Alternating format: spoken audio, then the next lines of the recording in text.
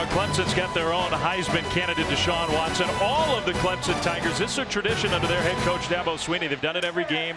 The chip in the all-in bucket as they take the field home and away. And at Georgia Tech, they've got their own pregame tradition as the Yellow Jackets took the field. The Ramblin' Wreck leads the way on this Thursday night in Atlanta.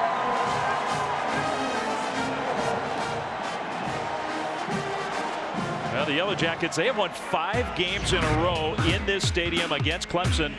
And Jesse, the Tigers have had a lot of good teams in that stretch. So these have been mostly upsets, wins.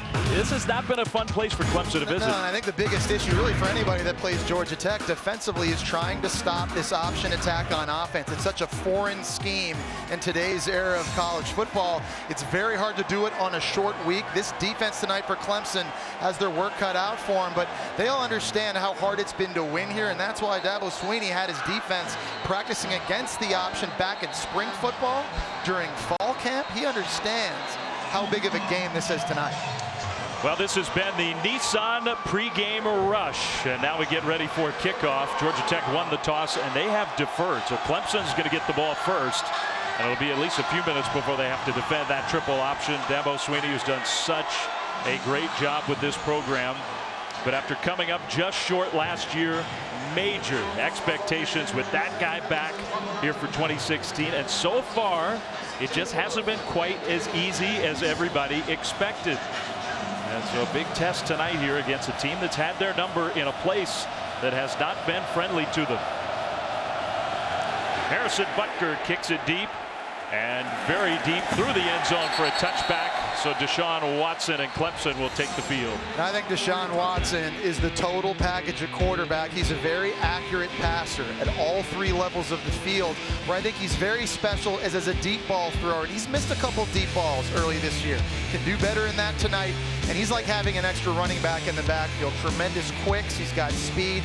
Ran for over 1,000 yards a year ago. He's going to need to use those legs tonight. And it's a big game for him for lots of reasons. This is his home state. We're only about 30 miles from where he grew up, went to high school. He's got friends, he's got family, he's got high school teammates here to watch him. Last time he was on this field, the last Clemson regular season loss, and the game in which he tore his knee up. A handoff on first down and a nice gain for that beleaguered Clemson ground attack. This is a really big deal for this Clemson offense. This O-line has to fire off. They've got to be physical and establish the run game. That's probably been, to me, the most disappointing part of this offense this year early. They've got Wayne Gallman back, who had a tremendous year last year. Watson pressured, throws the screen to the tight end, and stumbling his way toward that first down mark, but stopped short. Jordan Leggett. Nice tackle by the nickelback Lawrence Austin. Another opportunity right here in a 3rd and short scenario to find out for Dabo Swinney about this offensive line. They're lining up in an empty look. Got a back beside him now. Wayne Gallman. This should be a downhill look, an opportunity to run. 3rd down. Watson throws. It's caught for a first down, and that's their big play receiver. They got a few of them, but big number 7, Mike Williams, with the first down catch. And certainly, I think that Georgia Tech secondary is aware of the creatures lurking on the outside. You got big Mike Williams, is one of the best deep threats in college football, and you see the respect that Step Durham at corner is giving him on 3rd and short, giving him that much cushion. They do go quick tempo. Another carry for Gallman without a lot of running room. He got a hard hit right at the line of scrimmage, maybe gained a yard. Yeah, it was Lawrence Austin at safety coming in and getting a big stick. Here you go, Clemson trying to get outside, but a nice job setting the edge was Keyshawn Freeman at defensive end, which forced Gallman to go back inside. 2nd and 9, just underway. First possession of the game, and an option look, but a pitch on an end around, and that's Ray McLeod, who's got great speed and some power too into Georgia Tech territory. He's a dynamic playmaker, and they want to get him the ball in space. You're going to see jet sweeps. He'll line up at running back, and here you go with a little flip reverse from Deshaun Watson. Fast flow by Georgia Tech defensively. Not enough white jerseys there to make the stop before the first down. McLeod has taken a big step forward this year, and they do want to get him the ball. Gallman again in the backfield.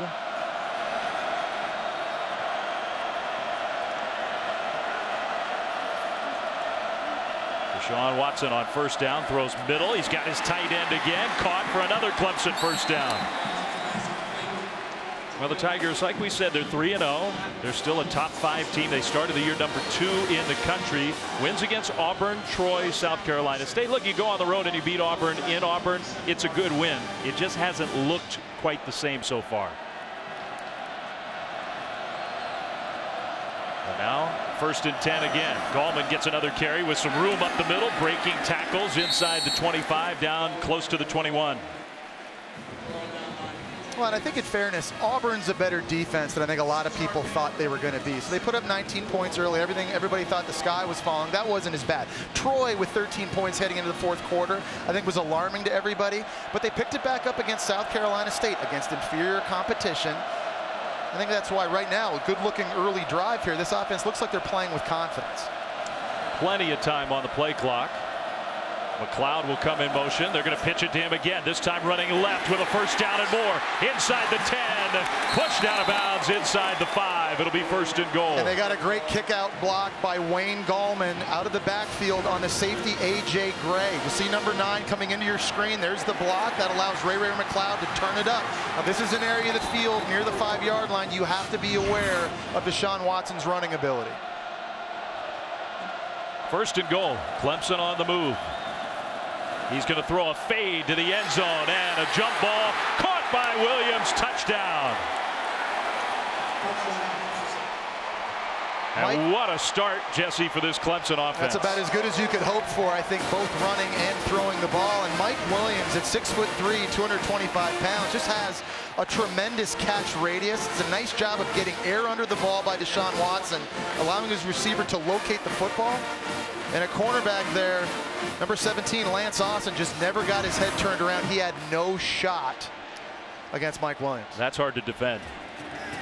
Greg Hugel will line up for the point after. 9-play, 75-yard drive, touchdown, and then the extra point is up and good. Clemson used all of its weapons on that first drive, and they got it in the end zone. Their big play wide receiver, Mike Williams, one of the best in the country. Tigers have a 7-0 lead.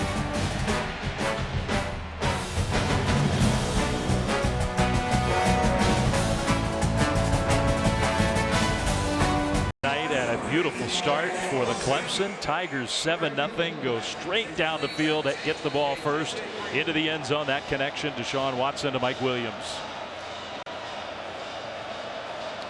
So now the Yellow Jackets will get the ball first. Hugel kicks off to J.J. Green, who is back deep to receive.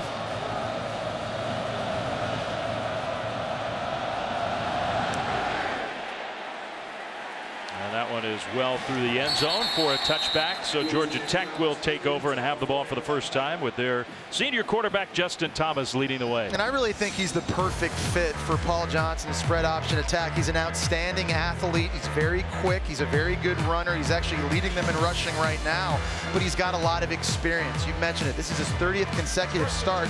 He does a good job with the decision making in the option reads, and I think he's the best passer Paul Johnson has had as well. So he's really a dual threat, and I think he gives Georgia Tech a chance against what is a very fast and athletic Clemson defense. I think Coach Johnson agrees with you. Of all the great teams he's had at Georgia Southern, Navy, and now Georgia Tech running that offense, Thomas the best passer of the bunch, and right away a tackle in the backfield. Christian Wilkins just came straight through to blow that play up. Christian Wilkins at 6'4", 310 pounds, has tremendous quickness. This is him. He's just going to crash. Taking the dive, Justin Thomas doesn't hand it off, so he says, you know what, then if you're not going to give it, I'm just going to tackle you. That's a very interesting dynamic, having that big an athlete with his quicks playing defensive end. He was a defensive tackle a year ago, but because of some injuries early this year, they've had to move him outside. They were trying to block him with the true freshman, as they call it, B-back, and that did not work. Now on the option, Thomas keeps.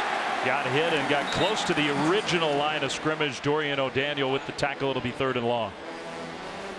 Well, the Yellow Jackets, they feel like they are a much improved team this year. They did not have a good year last year. They've already matched their win total from 2015, and wins against 2 big conference teams, Boston College and Vanderbilt. But those offenses in particular, Jesse, a much different thing than what they're facing tonight. Yeah, and of course Clemson scoring on their first drive puts a lot of pressure now on Georgia Tech. to have to respond, and this is not where Georgia Tech wants to live. 3rd and long scenarios, passing situations.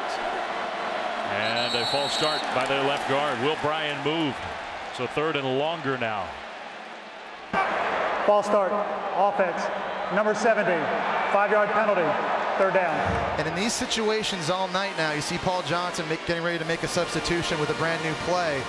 These obvious passing downs, Clemson's defense wants to keep Justin Thomas contained in the pocket. He's only 5'11", maybe.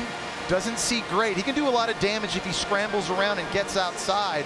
So a big key for this Tiger defense, trying to bottle up and fence in Justin Thomas on these obvious passing downs. 3rd and 16 right away. Clemson has been good with their 3rd down defense early in this season. Thomas back to pass. Rolling out under pressure, gets away initially, and then just throws it away. Wow, took a hit at the end of it as well.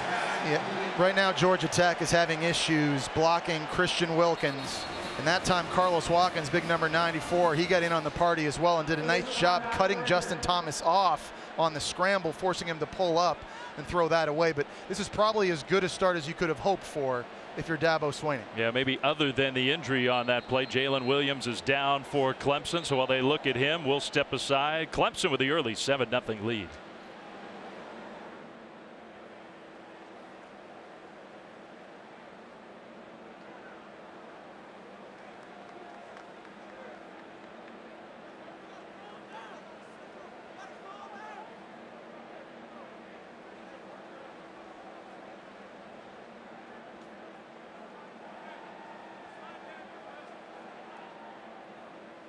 On Thursday night in this stadium, the history they've had recently against Clemson here. I think Georgia Tech fans really feeling like an upset was a distinct possibility. So far has not started well for them. Ray McLeod breaks a tackle. McLeod to midfield. Now the ball comes out. A Clemson player on special teams recovered the ball. So that's not going to be a turnover.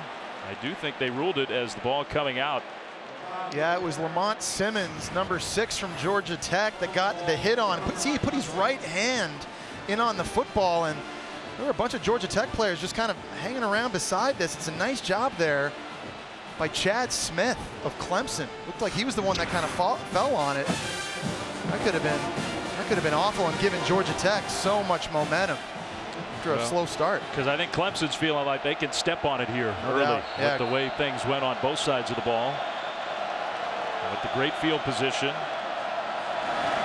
Gallman, a fake. Watson keeps. Watson straight ahead running inside the 40. Now let's go down on the field to Laura Rutledge. Dave, exactly what you just said. Dabo Swinney going over to Deshaun Watson and telling him, let's not let up, keep the pedal to the metal. Also going to the Clemson O-line and saying, this is what I like, pointing to a clean Deshaun Watson jersey. All quarterbacks like that, Laura. Might have gotten a little dirty on that last run. Watson with a good pocket, now going deep, right sideline, incomplete. Intended for Artavis Scott. Lawrence Austin had good coverage. We've seen early in this game Clemson have some success running the football. It's been with Wayne Gallman. They've gone jet sweeps to Ray McLeod and Deshaun Watson on that last zone read. Running the ball well on early down, setting up 3rd and manageable, where offensive coordinators Jeff Scott and Tony Elliott have the entire playbook at their disposal. And who knows, if they don't get it, it could be 4-down territory this side of the field. 3rd and 3. Watson keeps. Watson has big room and a 1st down and more. Knocked down inside the 30. He is so good at that. Yeah, Georgia Tech tried to blitz up the middle, but center Jay Guillermo and Tyrone Crowder, their right guard, just opening up the seas for Deshaun Watson to run through. We haven't seen Deshaun Watson have tons of success early this year with his legs, but he's looked really good here on this drive. I mean, last year we saw that over and over again. A slant to Williams, caught for a gain on 1st down. Only Greg Ward Jr. of Houston last year had more 3rd down runs for a 1st down than Deshaun Watson. Yeah, well, and it speaks volumes then to what that can do to your offense and your offensive output when you can stay on the field using your legs on critical situations. Watson will do it on designed runs and in scrambles. They're going to option it and pitch it out to Adam Choice, who got knocked out of bounds short of the 1st down. A.J. Gray came up from his safety spot. And they're running it between the tackles. They're running it outside of the tackle box. They're getting different guys involved and really keeping this Georgia Tech defense on its heels guessing. Georgia Tech's going to have to be more physical up front at the point of attack to slow this rushing game down. Ted Roof, he knows he's the defensive coordinator, longtime defensive coach, and a good one in college football. He's got his hands full tonight. Leggett, the tight end, came in motion. Watson will throw, and it is caught, and that is Leggett for a first down. This is good news. They're getting Jordan Leggett going. You know, he'd only had one catch coming into tonight's game, and he's a big-time athlete. 6'5", 260 pounds, can run, great hands. He's a big weapon in the red zone. Already 3 catches in this game early for Leggett.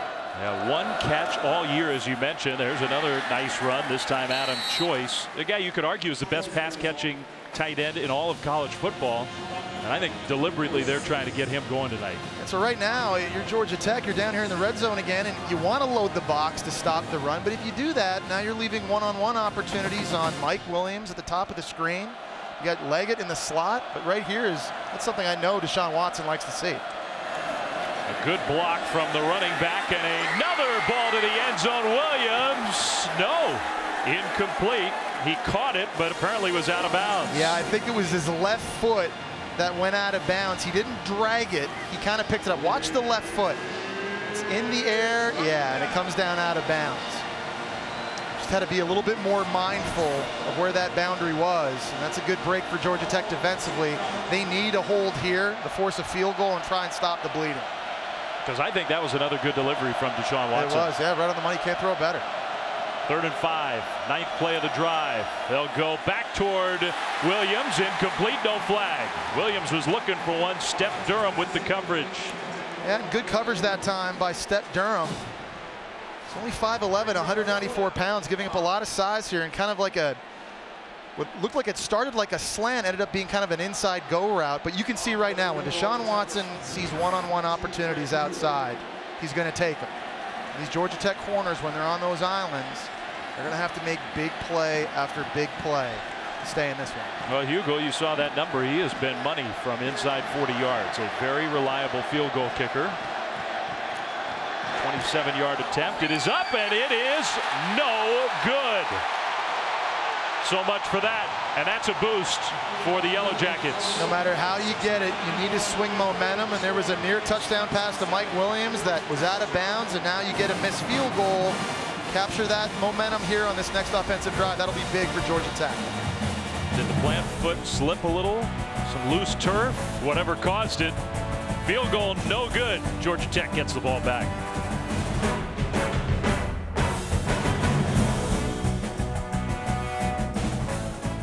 Also streaming live on the ESPN app. Watch ESPN. Georgia Tech got a break, a missed short field goal. Now they're going to throw on first down the field, incomplete. This is going to be a big key for Georgia Tech offensively in this game. They don't throw it very often, but because of the scheme they run, that leaves their receivers oftentimes on one-on-one islands. And when they do throw it, they've got to come up with some of these big plays. It's something they did very well 2 years ago when they beat Clemson here at Bobby Dodd Stadium. Of course, the last time the Clemson Tigers lost a regular season game. And I think Paul Johnson, you could tell by his reaction, he thought there was a play to be made there. A little frustrated with the way his offense has started. Mills, that fullback, B-back right behind Thomas, and they will fake it to him. Option play and just nowhere to go. Thomas took a big hit. Cleveland Farrell's been everywhere. Yeah, it's so important stopping this option that the defensive line, particularly in the inside, dominate. And watch right here, it's Christian Wilkins coming in, taking away the dive. And nice job by Dorian O'Daniel at linebacker number 6, getting outside and playing his assignment. That time the dive man, the quarterback, and the pitch man all accounted for, and Thomas took a huge hit. Well, it's a good point, because you got to play your assignments, then let the big guy come and clean it up. And they did that. 3rd and 10. Thomas back to pass again, pressured again, going down. But right now this is a mismatch. Number 94 Carlos Watkins led the way. Well, and it's a good dial-up by Brent Venables, bringing the corner blitz with Cordrea Tankersley. It's going to be coming this way, and then inside you got Carlo Watkins, 94. just gets too much pressure as well. Right now, up front, Georgia Tech is not handling Clemson's D-line. By Clemson stopping them on first and second down, setting up these obvious passing situations. See Brent Venables there, defensive coordinator for Clemson, easily one of the most intense coaches on game day we see. Not good enough. They only lost 5 yards on that drive. A high punt, fair catch signal, McLeod, and he makes it just short of midfield. Clemson will get the ball back. More college football on Saturday in the SEC. This is a big game on both sides. LSU visits Auburn, where the Tigers have not won a conference home game since 2014. And then also in the SEC, a good one from Dallas, Arkansas and Texas A&M at 9 Eastern, both on ESPN. Yeah, looking at LSU, it just seems like Purdue transfer Danny Etling has just kind of stabilized that offense. He's been sound at the quarterback position. Last week, I thought he looked good against Mississippi State. Good on third down, didn't turn it over. They were able to get Leonard Fournette going after his injury. Yeah, bit of a different looking offense. They've fallen out of the top 10. Our college football rankings brought to you by Northwestern Mutual. But the pieces are there, Jesse, for if they get even solid quarterback play for LSU to climb back up the ladder. Well, we've been saying that for 3 years. They're a quarterback away from a playoff or shot at a national championship. Watson with Gallman alongside. They'll give it to their tailback Wayne Gallman, who gets stuffed. Enough power to surge ahead for a gain of a yard or so. Rod Rook Chudgon with the tackle and back down to the field, and Laura Rutledge. Dave, Georgia Tech defensive coordinator Ted Roof telling his defense, we have to stay committed to where we line up. Once they line up, he wants them to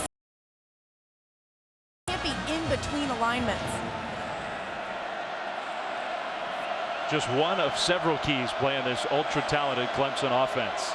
Second and long with a little pass rush and a hit as he threw. Is that complete? It is. Caught by Cornell Powell, the true freshman, for a first down. Yeah, a lot of these young true freshmen are getting an opportunity to play because of the injury to their receiver Hunter Renfro, who broke a bone in his hand. It's a nice job getting down to the ground and securing a tough ball.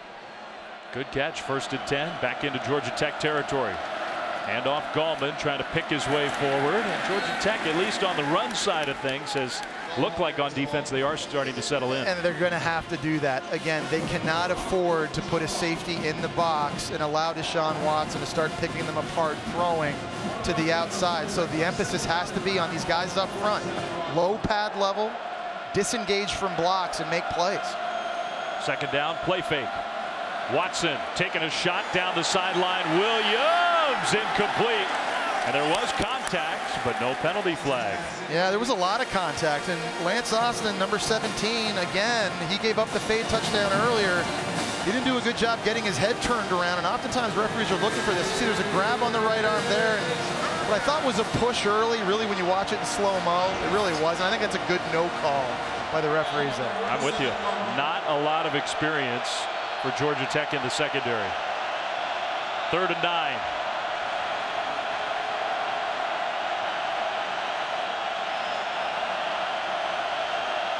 And it has gotten louder. Play clock down to 5.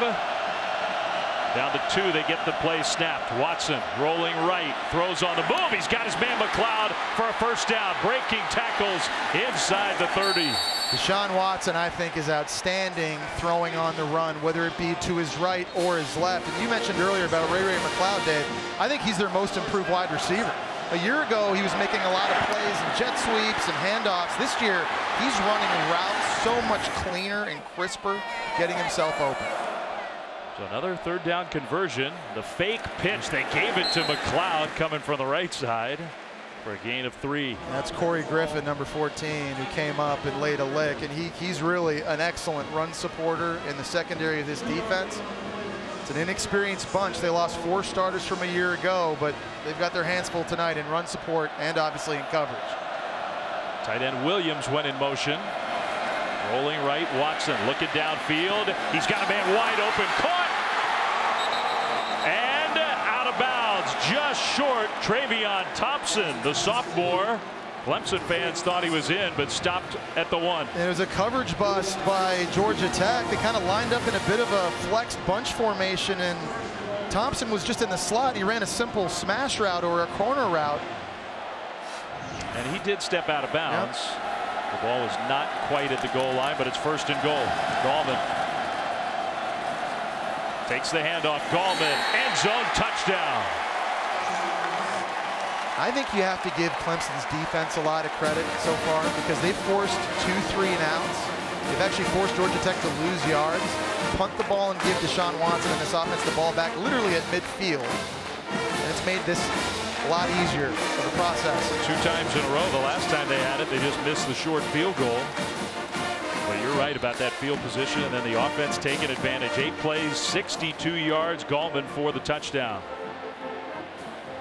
And Hugo, I mean, we saw him miss the short field goal. He kind of chunked it. He has had a problem with PATs. This one, he is perfect. No problem there. And Paul Johnson knows he's got his hands full tonight. Yeah, no doubt about it. Right now, the offense firing on all cylinders, running and throwing the football. Deshaun Watson looks like he's in a good rhythm. Clemson up early, 14-0.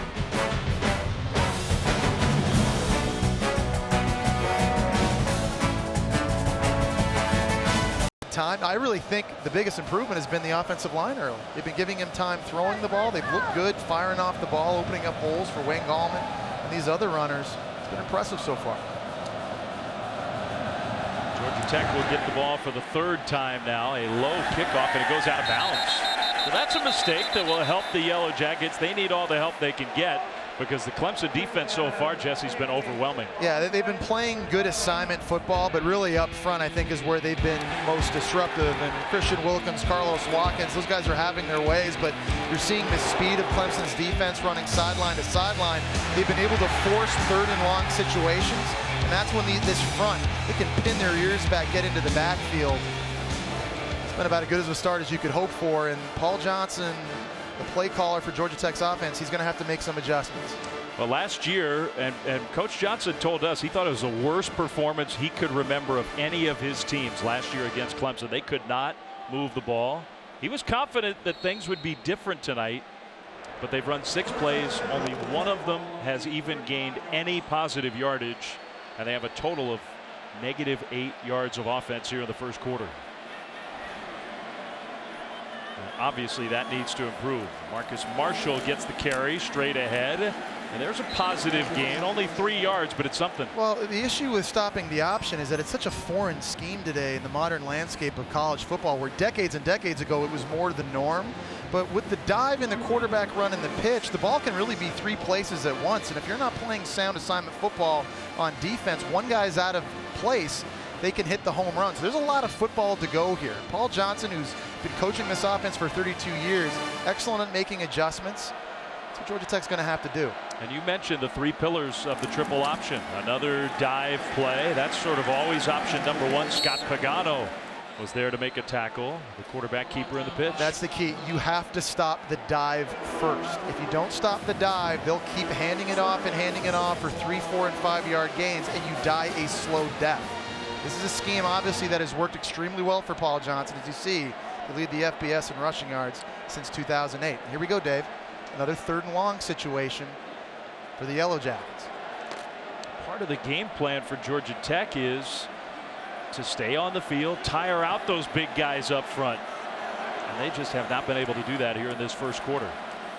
Thomas back to pass. This time he does have time. He throws and incomplete. Knocked away. Here comes a penalty flag, though, behind the play. Van Smith, the safety, intended for Quay Searcy. Yeah, it looked like Van Smith just got there a split second too early. Pass interference. Defense. Number 23. 15-yard penalty. First down. I think that's the right call. I mean, Justin Thomas had Searcy wide open on the corner route. He kind of didn't lead him enough to the outside, which forced Searcy to slow down. And Smith just ran into him a split second early, got a hand on it, but there was body contact before. Now that was real close to being a great play, a perfect play. No doubt. He was not happy that the flag came in. 15-yard penalty. That's the first down of the game for Tech. Marshall once again, that fullback. They're going to pitch it left side and looked like there was a hole. It closed up quickly. Dorian O'Daniel, number 6 right now, is doing a phenomenal job out on the perimeter, be it containing quarterbacks or containing the pitch man. And It's so critical with all the different cut blocks that Georgia Tech likes to do. You got to be able to stay on your feet. You got to be able to disengage from receivers that are trying to crack back you. It's just a nightmare. But here tonight early, he's showing you his athleticism. Well, I wouldn't go with the Krispy Kreme call on this defensive play personally. But it's tasty. It's something tasty. 2nd and 8. Under center. Hand off. No, a pitch play left side and well defended again. This time Van Smith with a clean tackle and hit.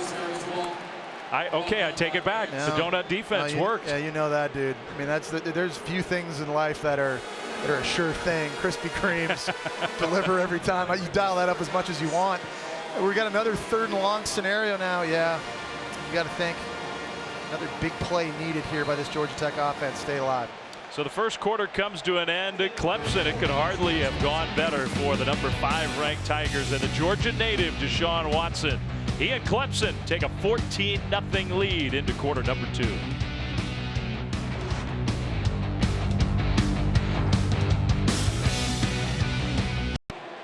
It's good company, Paul Johnson, in that top 5. Start of the second quarter, Georgia Tech across midfield, but 3rd and long. Pressure to screen set up to Marshall, who sort of stumbled, and he's going to be caught from behind. You can't slow down against the speed of the Clemson defense. Carlos Watkins, Ben Boulware were both there. No, and I love the play call by Paul Johnson because he's expecting Clemson to just fly upfield, and that screen to the running back's a bit of a new wrinkle in this offense this year, but just a better job and effort by Carlos Watkins, who actually rushed past the quarterback, fell down, was able to get back on his feet, come back and make a play.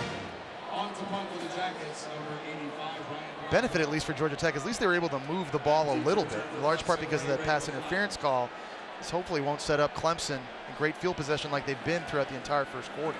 Because penalty yards don't count as total offense, they still have negative yardage for the game. End over end punt, and a pretty good one inside the 10, inside the 5, down and around the 2. So that was good execution. Simmons was there to catch that punt. All right, we gave you enough time to think about it. Our Aflac trivia question. Aflac. 171 wins for Paul Johnson. 5th most among active FBS head coaches. Number 1, Brian Kelly. Well, people forget, Central Michigan and Cincinnati and all the wins he racked up there. Yes, and there weren't. I think number 2 was probably the top guess. Bill Snyder, of course, who's done such a tremendous job in Manhattan, Kansas. Bob Stoops and Paul Johnson. Good company. Yeah. Georgia Southern and Navy on this triple option with lots of success. Gallman, the tailback, in the end zone. They go from the shotgun. Gallman maybe got a yard, maybe not. There's an example of Georgia Tech selling out a little bit. They dropped their safety, Corey Griffin, number 14 again, into the box. And this is that pick your poison dilemma we talked about. It's good to have extra bodies to stop the run if you're willing to risk potential disaster on the outside at receiver. Well, I do think they have to take some chances. Another handoff, and again, not much running room. Gallman out to the 4.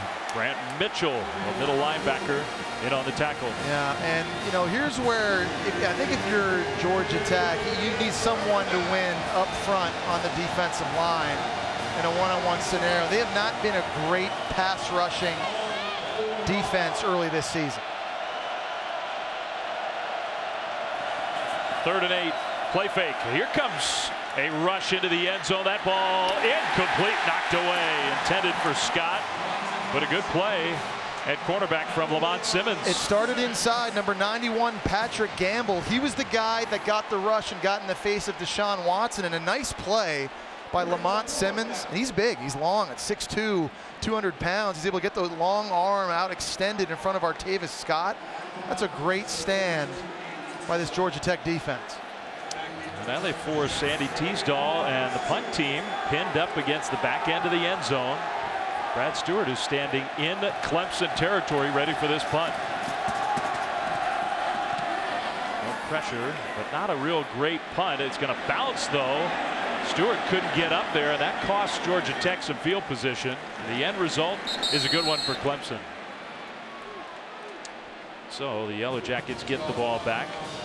The green apple helmet decals that you might be noticing on the helmets here tonight, part of the Extra Yard for Teachers initiative created by the College Football Playoff Foundation. ESPN proud to support college football's week-long salute to teachers in their local communities throughout the country. To learn more about how Extra Yard for Teachers is honoring, celebrating, and inspiring these educators today, visit www.cfb-foundation.org. Kind of like your teachers back in Ontario. A lot of French teachers growing up. The bilingual elementary education of Jesse Palmer. Thomas kept it and got a yard on first down. Yeah, but just again, another example on that play of just sound assignments fundamentally from the Clemson Tigers. That time, 45 Chris Register doing a good job keeping Justin Thomas contained. This is an uphill battle right now for Georgia Tech. They're trying inside. They're trying to run outside. See if they can find a weakness or a chink in the armor of this Clemson front. And it's not just tonight. I mean, this is a quarter plus tonight. Go back to last year. They could not move the ball on the ground against Clemson. Thomas hand off that B-back. There was a hole and close to the first down. Dedrick Mills. Yeah, and a little bit different look up front. That time they pulled big number 70, Will Bryan, right here around this way to try to get a little bit of a lead and a little bit of a kick out block on number 6, Dorian O'Daniel, who's really been everywhere. There's a little crease finally we've seen in this running game. This is a scenario 3rd and 1. Georgia Tech, if they don't get it here, they're going to go for it. They're going for it. Yeah. Paul Johnson loves to go for it on 4th down. Mills, the fullback. And they hand it to Mills, trying to push his way forward, and they did get it. That is the first down other than the penalty for Georgia Tech tonight. And that time they ran behind their mountainous right guard, Shamir Devine, 71, 6'7", 370 pounds. These defensive tackles for Clemson, they've been disruptive tonight, but you feel like if Georgia Tech's going to have any success running the ball, they're going to need this guy to get some push. This is him right here. He just looks different than everybody else up there. 370. First down at the Clemson 40. Thomas, the fake, the pitch, and the defense right there. The hit in the backfield on Quay Searcy. Well, and if you're going to stop these outside pitch plays, your pitch defender, that time Ryan Carter, 31, you've got to be aggressive. You're going to see a lead block to the right side.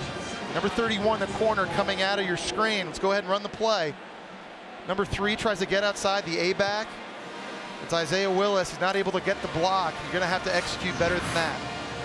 If you don't make that block in this offense, you don't beat Clemson. You got to get that block on. They lost 4 yards.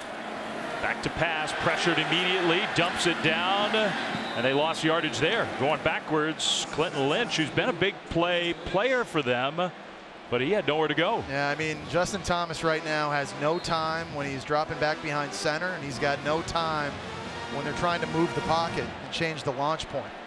It seems like Brent Venables has been one step ahead, dialing up blitzes at the opportune moments, and there's just free rushers coming at the quarterback.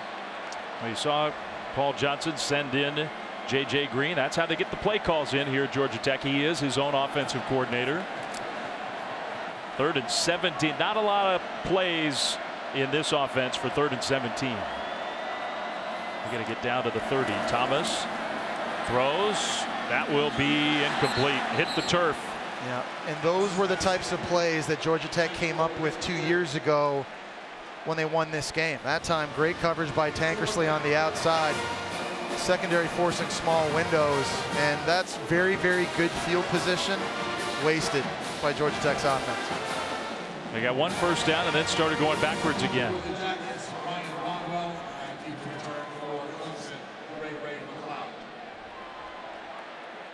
Ray McLeod is at the 10. Ryan Rodwell did a great job last punt this part of the field. This time maybe not quite as perfect. Still though, just inside the 10. That's where Clemson will have the ball. We've been talking a lot about Deshaun Watson of the offense, but the Clemson defense has been tremendous against the triple option. Everywhere, no running room. 14-0.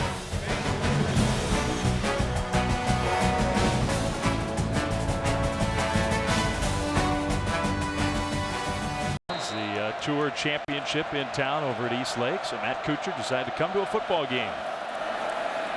Deshaun Watson and Clemson, their offense back on the field.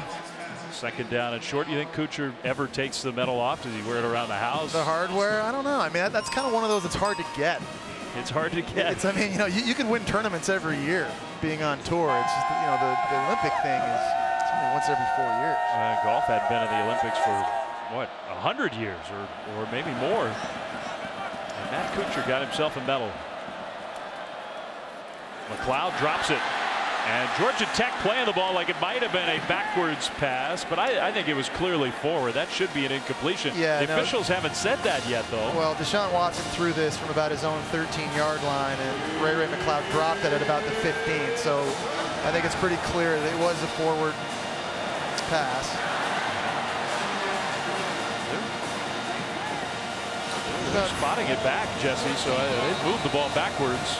We talked about drops being a big issue for this offense early this year. They had 12. They counted in their first 2 games. A drop there from Ray McLeod, and I guess they're going to take a look at this again. I don't think it's going to be very hard to tell. Yeah, this one, Dabo Swinney was hot on the sideline. That is clearly a forward pass. That should just be incomplete. So they're going to take a look at it. We'll take a quick break while they do. 14-0 Clemson.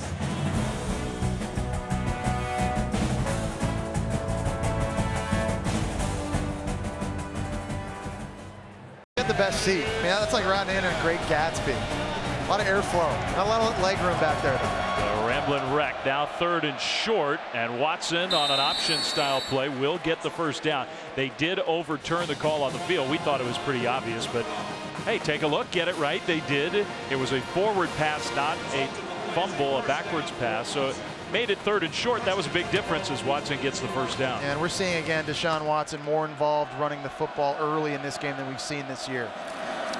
Swing pass. McLeod hangs on to this one. A nice cut upfield. Breaks a tackle. McLeod close to the first down.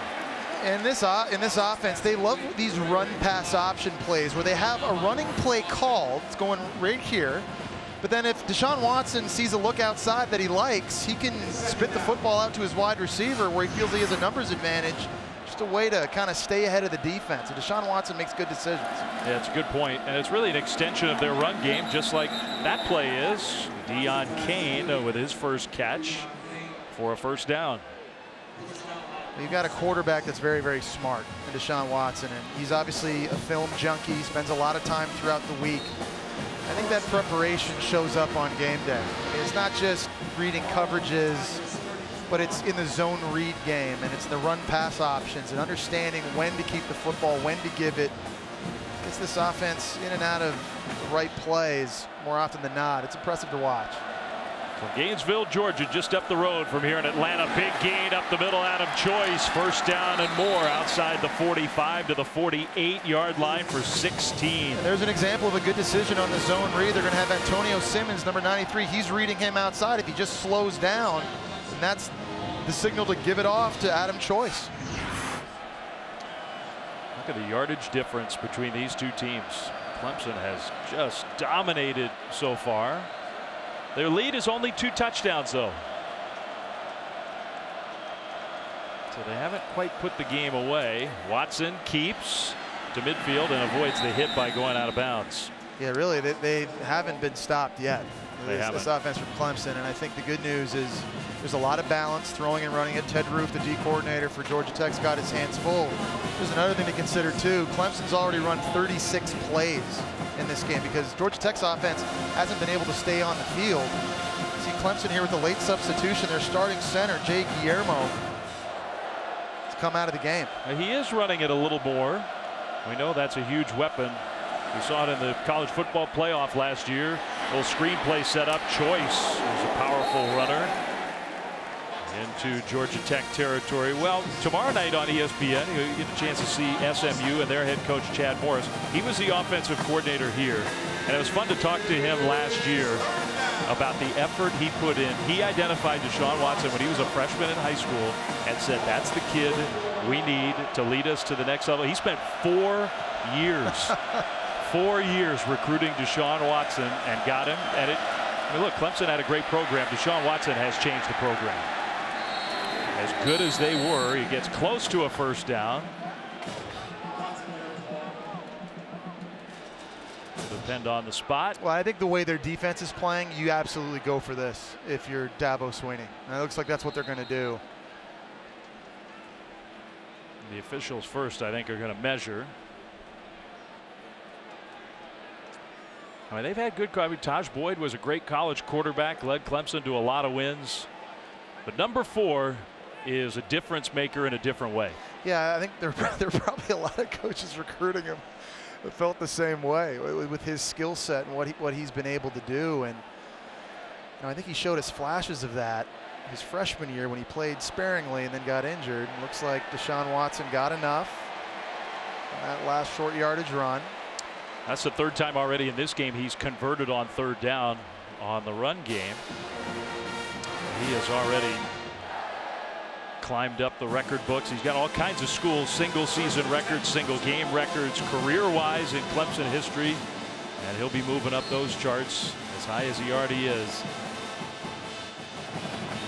First down, Clemson. Gallman back in as the tailback. That pass is caught.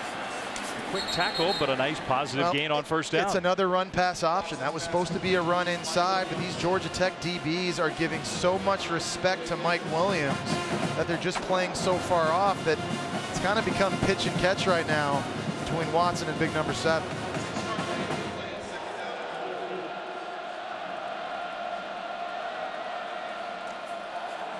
Now pressure, and Watson for the first time is going down. Patrick Gamble got there and got the sack. And remember, Clemson has their backup center, Justin Falcinelli, in the game right now. And on this play, he gets confused. Patrick Gamble lined up right over top of him right here. He doesn't even try to block him. It looked like he maybe slid the wrong way, and that was just an easy pass to the quarterback, which disrupted the timing. 3rd down and 9. Tech almost jumped. Already the 12th play of this drive. Little cat and mouse game. Deshaun Watson wanted to audible because there was an all-out blitz look. He kind of slowed down, and now Georgia Tech has gotten out of the blitz look. And the play clock's working down. Nice job by Georgia Tech changing up the look after Deshaun Watson was taking. 3rd and 9. And those Tech fans trying to help their defense get off the field. Gallman picks up the blitz. Watson goes deep, and it is incomplete. There was more contact there. Clemson wants the flag. It never came. Intended for Scott. Yeah, definitely some hand fighting. Lawrence Austin, number 20 at safety. There's some kind of checking. I mean, Scott grabbed it. Yeah, he the defender's face mask kind of pulled him down. You got to give Georgia Tech's DBs credit because they've been competing. I mean, you know, Mike Williams caught that fade early. They had another close touchdown pass on a barely missed fade, but they have been in those press scenarios. Been running step for step with these guys competing. It has been physical. I think you're right. But I think the refs need to be, though, consistent, and I think they've done that so far. Now Clemson trying to pin Georgia Tech deep. Fair catch signal, and made by Brad Stewart inside the 10. Well, college football Saturday on ABC. We'll start with Penn State and number 4 Michigan in Ann Arbor. That's at 3:30. And then Saturday night football. Stanford goes down to the Rose Bowl. They have just dominated UCLA these last few years. 8 Eastern. Yeah, we were there last year at the Farm when Stanford took on UCLA, and Christian McCaffrey went off for 243 rushing yards. A little bit different, though, this year. UCLA's got Eddie Vanderdoes back in the lineup. He missed last year's game. He's a difference maker on that defense, but no doubt about it, Stanford, there's no mystery. They're running right at you. No. And the Cardinal pushed around USC. We'll see if they can do it to the Bruins. A swing pass, and that is dropped and ruled incomplete. Quay Cersei didn't play on, and was lucky that was a forward pass. Yeah, that to me was way closer than what we saw a little bit ago with Deshaun Watson and Ray McLeod. And they may take another look at that. Yeah, that was close. The other one I thought in real time was pretty clear. This one was not so clear. Ruling on the field is incomplete pass. 2nd down. Please reset the play clock. Yeah, it looks like Thomas throws it from about his 6, and from that angle to me, Dave, it looked like I think it was Cersei backwards. was at the 5. You know, looking at that, but They get the play off, and Mills with a forward gain. That's why you can't blow the play dead, though. Yeah, because even if they had given Clemson possession, you have to give them the ball wherever the guy scooped it up. You know, that's why I think you just let the play live, and then you can go back and correct yourself after using replay if you were wrong. Yeah, we didn't have perfect look straight down the line, but I'm with you. I think Georgia Tech got a huge break there. Here we are again, Dave. Another 3rd and long scenario. Georgia Tech's only shot throwing it right here is you got to move Justin Thomas outside. That's been hard to do. Back to pass, pressured, throwing, incomplete. Nobody there. You know, pressure affects every quarterback. Brent Venables fired up by the effort his defense is giving right now, and Justin Thomas is kind of, he just kind of looked like he threw that one away, even though it looked like he may have had a back shoulder opportunity, and that's bad news right there for Georgia Tech. That's that big right guard, Shamir Devine, we talked about. They need him because he's their best chance of getting any movement against Clemson's D tackles in this game. Looking at that right ankle or foot. So while they do that, we'll step aside. 4th and 6 for Tech, trailing 14-0.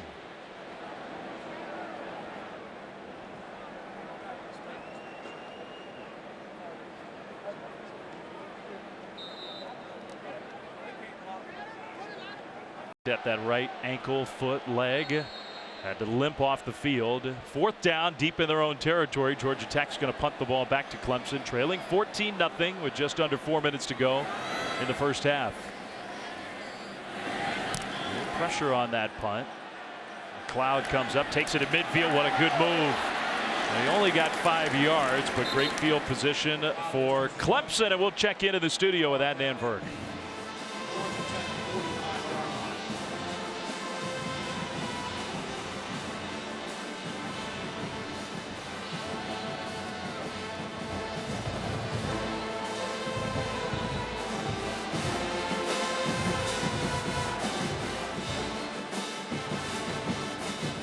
All over the Cardinal. We're trying to extend that. They won 8 games in a row against UCLA, I think. And Adnan, I want you to know I make my old fashions the way they do in that movie when they use the ice chipper on the ice block. That's old school. Got to muddle some fruit. So you're going with the movie. Here's a nice catch by McLeod in traffic inside the 25. And we talked about his improvement as a wide receiver. You didn't see a lot of this a year ago, but what an impact he's had on this team early, not just on offense, but in the return game as well. Nice job climbing the ladder, just plucking that football out of the air. That was 24 yards. Clemson 1st down, not quite inside what we call the red zone, but definitely in scoring position. And the total yards, the 1st down numbers all look so lopsided. Clemson trying to make the score look a little more lopsided. Watson, a little shoulder fake. Now he's throwing toward the end zone again, incomplete. Led McLeod maybe just a little too far. Yeah, and that's a miss by Deshaun Watson. You're right. He had Ray McLeod open. That was a double move. It was a slant and go. And I think you can just see the confidence that co-offensive coordinators Jeff Scott and Tony Elliott have in number 34 this year. Hunter Renfrow again out with that injury. It's giving him an opportunity to see the field more often. You know, guys like Mike Williams and Deion Kane and a lot of good receivers, that says a lot about how they feel about McLeod. Watson goes short left to Williams with a blocker in front. Slips one tackle out of bounds. And I think just short of the 1st down. You know, it's nice having a tight end in Jordan Leggett who's not just a good pass catcher and not just good inline blocking, but you got a guy that's 260 pounds lined up at receiver, having to block DBs really helps out the screen game for Clemson throwing it. He's having a good night tonight. He helped lead the way to a bigger gain. 2 tight ends in now on 3rd and 2. Watson designed quarterback keep, and he dove forward. I think he got there. Another 1st down run for Deshaun Watson. And this is good news, obviously, for the Tigers. Remember, they had the ball first in this game, so an opportunity to tack on points here before going into the half. Try and seize as much momentum as they can. And it's not very loud tonight here at Bobby Dodd Stadium. Yeah. Do you agree? I think the game has dictated that. Now a flag is thrown and Clemson moved. Ball start. Offense, number 63, 5-yard penalty. First down. All right, let's go down to the field, and Laura. Dave, you mentioned the production of Jordan Leggett so far in this game. Deshaun Watson on the sideline has been telling him throughout the game, hey man, I'm going to keep going to you. We need to get more comfortable in game. Well, he's too big of a weapon. He's too good of a player to not touch the football. And again, there's only one football. When you got guys like Mike Williams and Deion Kane and Wayne Gallman, Ray McLeod, Artavis Scott, you got to share it. But 16 needs his touches too.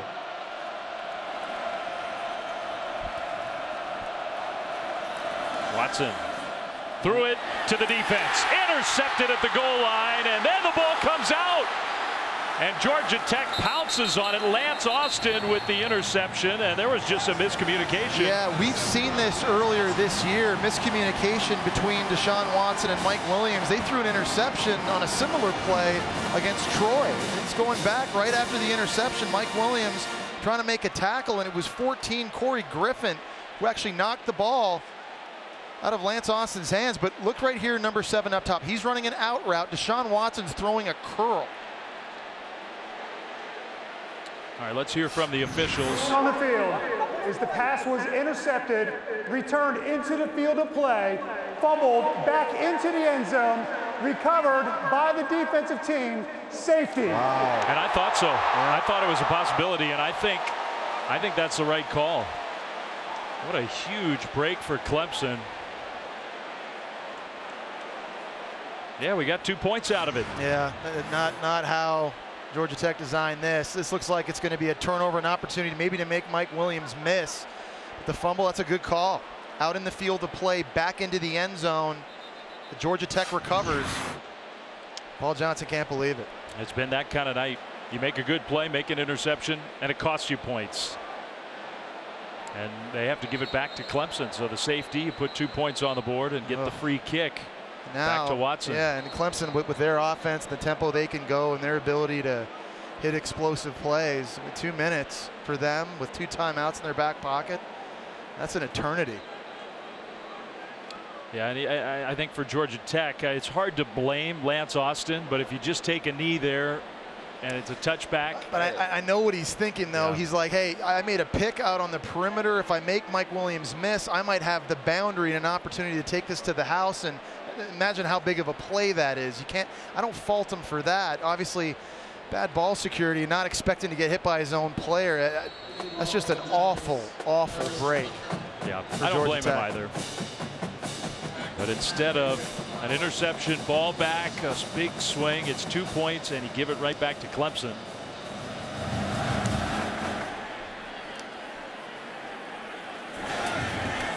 So that free kick, pretty deep, taken by Scott, and he'll bring it out close to the 30-yard line. Well, look, Jesse, we don't want to get too far ahead of ourselves because we still have some time to go in this game at Georgia Tech. I mean, we've seen their offense before, not built for comeback. But Louisville is looming for Clemson, and we all knew if they took care of business here tonight, that sets up what should be a monster matchup in Death Valley a week from Saturday. And a great quarterback matchup, too. And I think at the start of this year, we would have been talking a lot more about Deshaun Watson. But after the way Lamar Jackson's played early this season, to me, he's been the best player in college football. He's just playing at a different athletic ability than everybody else. So Clemson gets the ball back. That's a rare incompletion. They haven't had many of those. Ray McLeod couldn't quite catch it. And again, look, there's still a long way to go in this one, but that has a chance to be one of the biggest games in college football all year. We figure Louisville, they go on the road, but to Marshall, a team that's really struggled on defense, we figure Louisville will take care of business. Watson keeps it, kind of picking his way forward. Not a lot of running room out to the 33 to set up 3rd down. Yeah, nice job by P.J. Davis that time, linebacker, fighting off a block from the running back, disengaging and making a tackle now. Georgia Tech needs a stop. They have to stop the bleeding here. You know, one thing Georgia Tech needs to do is they need to steal a possession. They had a turnover on that last drive. It ended up being a debacle. They're going to have to be more opportunistic here as this game goes on. Clemson 7 of 10 on 3rd downs. They're letting the clock move, not in a real hurry.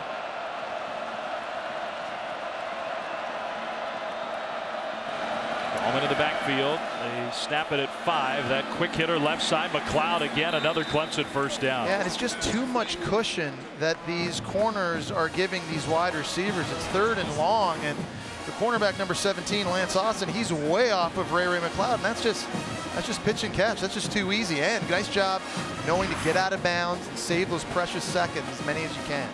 Tech only has 2 first downs in the first half. McLeod and Clemson, they have 16 first downs.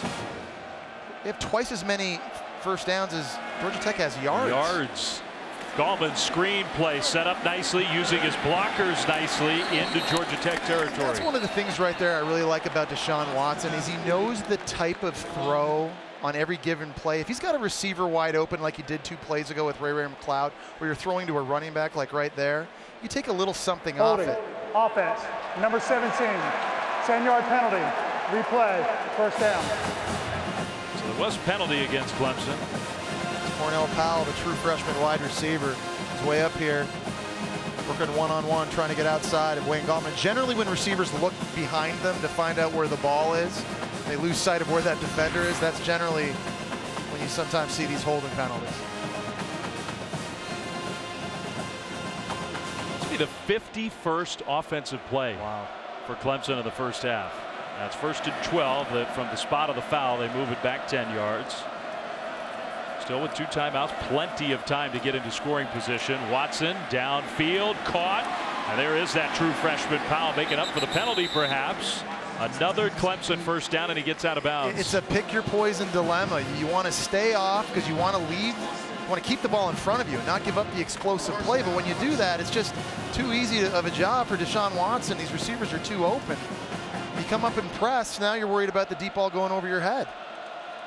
Clock stopped at 45 seconds. It rolls on the snap. Now over the middle. Nice catch. Mike Williams breaks a tackle inside the 20. Still on his feet to the 15 and down to the 13-yard line. Yeah, there was a ball that Deshaun Watson had a lot of heat on. When you're throwing those in routes into zone coverage, you've got to put it on the receiver, and that ball had some velocity, and a nice job by Mike Williams showing off the catch radius and those long arms. And Nick Saban in Alabama watching this game said, all right, we've seen that throw before. No doubt. First down, swing play, Gallman right side. Gallman lowers those shoulders inside the 5. Now they have the 2 timeouts, and they'll use one of them here. Yeah, we talked about how quick this offense can scoot down the field, and you're seeing it here on this drive, using all the different playmakers. And nice job by the offensive line here, getting out in front. That was Jake Frumorgan at right tackle, helping spring a block. With all those timeouts in the back pocket, it's just so much time for this offense to operate. I mean, they can eat up yards in a hurry.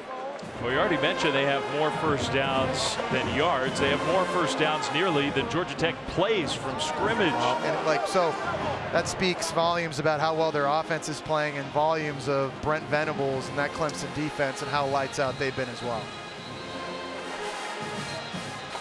18 seconds to go until halftime. Tonight after our game, join Stan and Neil, Sports Center at night.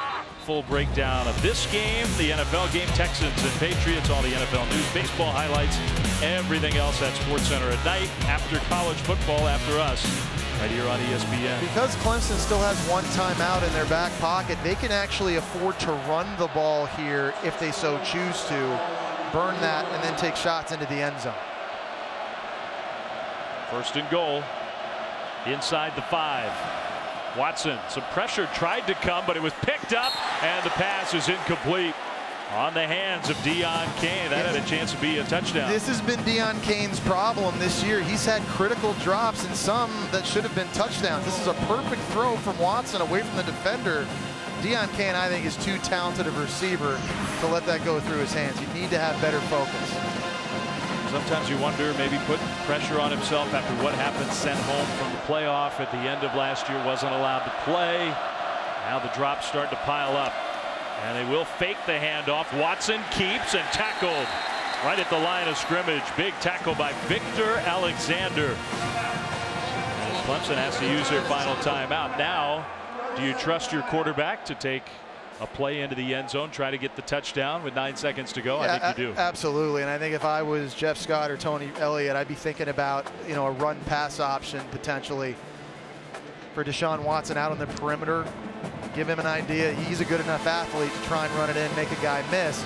Listen, you got a lot of tools, though, in your toolbox. You got a 6'3", 225-pound Mike Williams that can jump over someone and dunk on them.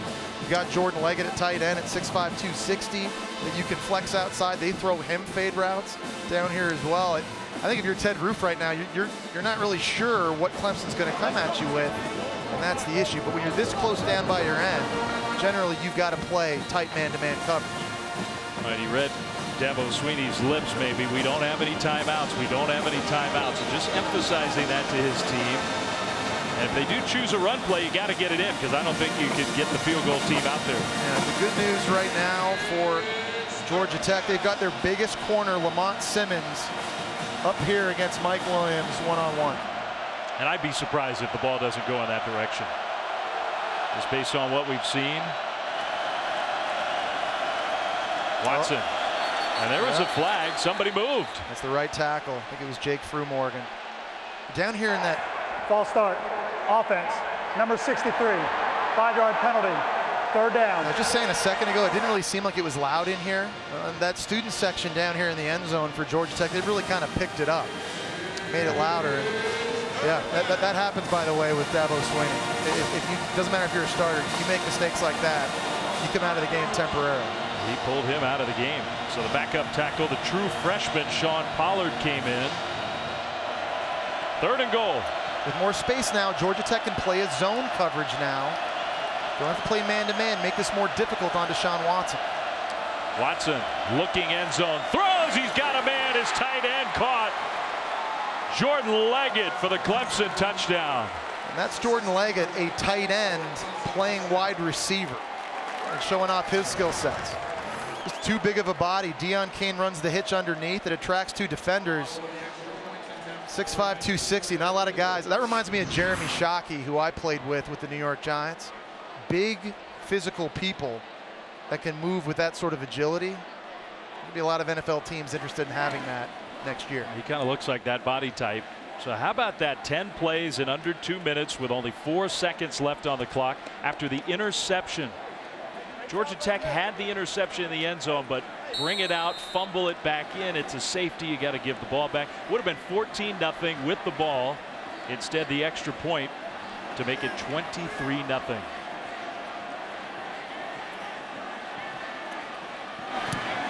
Up and good. I mean, the interception cost him 9 points. No doubt about it. That is tough to swallow. Well, here on Thursday night in Atlanta, full day of college football on Saturday with lots of good matchups, including 3 top 25 showdowns in the SEC.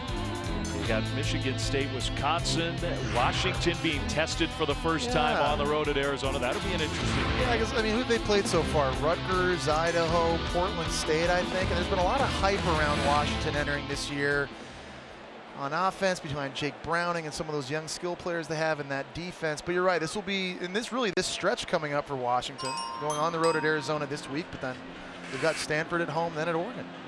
And then this one's going to be awesome. Yeah. Stanford, UCLA. I'm with you. And I do think UCLA will do a better job against Christian McCaffrey. Easier said than done, though, isn't it? Easier said than done. And all the different ways that they like to use him. And Stanford used that. It's not quite the triple option, but they used that jumbo package against USC over and over again. A year ago, they run that power play where they pull that backside guard. They play with 3 offensive linemen. Well, they squib it here on the ground, and it's Georgia Tech falling on the ball. No time ticked off the clock there, so whether Georgia Tech just takes a knee or what, we'll see. 4 seconds to go here in the first half. Stanford UCLA from the Rose Bowl. I mean, it's a great historic rivalry in the Pac-12, but I mean, McCaffrey just looms over everything Stanford does, and those defensive coordinators that he faces. I mean, you know, it's just a nightmare trying to get ready for him. Yeah, I mean, whether it's lining up in the backfield or you're playing him in the Wildcat or you're giving him jet sweeps, the special teams coordinators have to worry about him in the return game as well. I think that's a great challenge for that defense to have to try and at least slow down the running game. It does. It feels like he's due for a return. Oh yeah. Isn't good news for UCLA. A handoff straight ahead, and the best play of the first half for Georgia Tech will be the final play of the first half. And it just did not go well for the Yellow Jackets. What a performance by Clemson. 23-0. That's the halftime lead. We'll hear from Coach Dabo Swinney with Laura in a moment. But first, the Land Rover halftime report.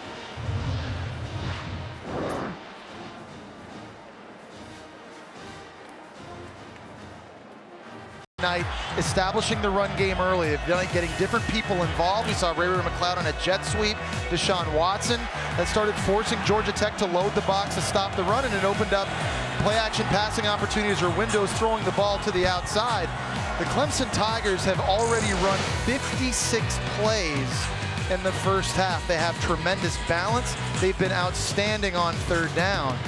They're just clicking on all cylinders. 22 total yards for Georgia Tech, and that was padded by that, 15-yard or so run at the end of the half. Georgia Tech was just totally shut down on offense. And the defense actually made, despite all those numbers, defense made a few big plays, but not nearly enough against the high-powered Tigers. J.J. Green will bring it out from the end zone with nowhere to go. Not a good decision. More poor field position for Georgia Tech, and let's go downstairs to Laura Rutledge. Dave, Paul Johnson said we're just getting manhandled on both lines of scrimmage. He said they're way too physical for us, so we have to block better. That was a big emphasis at halftime. And when asked about adjustments, he said, look, we just have to be more creative offensively. He thinks that could be the answer for what they're going to need to do in the second half. Well, let's see. I mean, we know it is not an offense that is built to come from behind. This is not the spot where you want to be in with the triple option, but any kind of positive momentum. Listen, it just takes one player for Clemson to get out of his alignment, not play his assignment, and it's a big one. Flag thrown. They give it to the fullback, Mills. See who the penalty is against.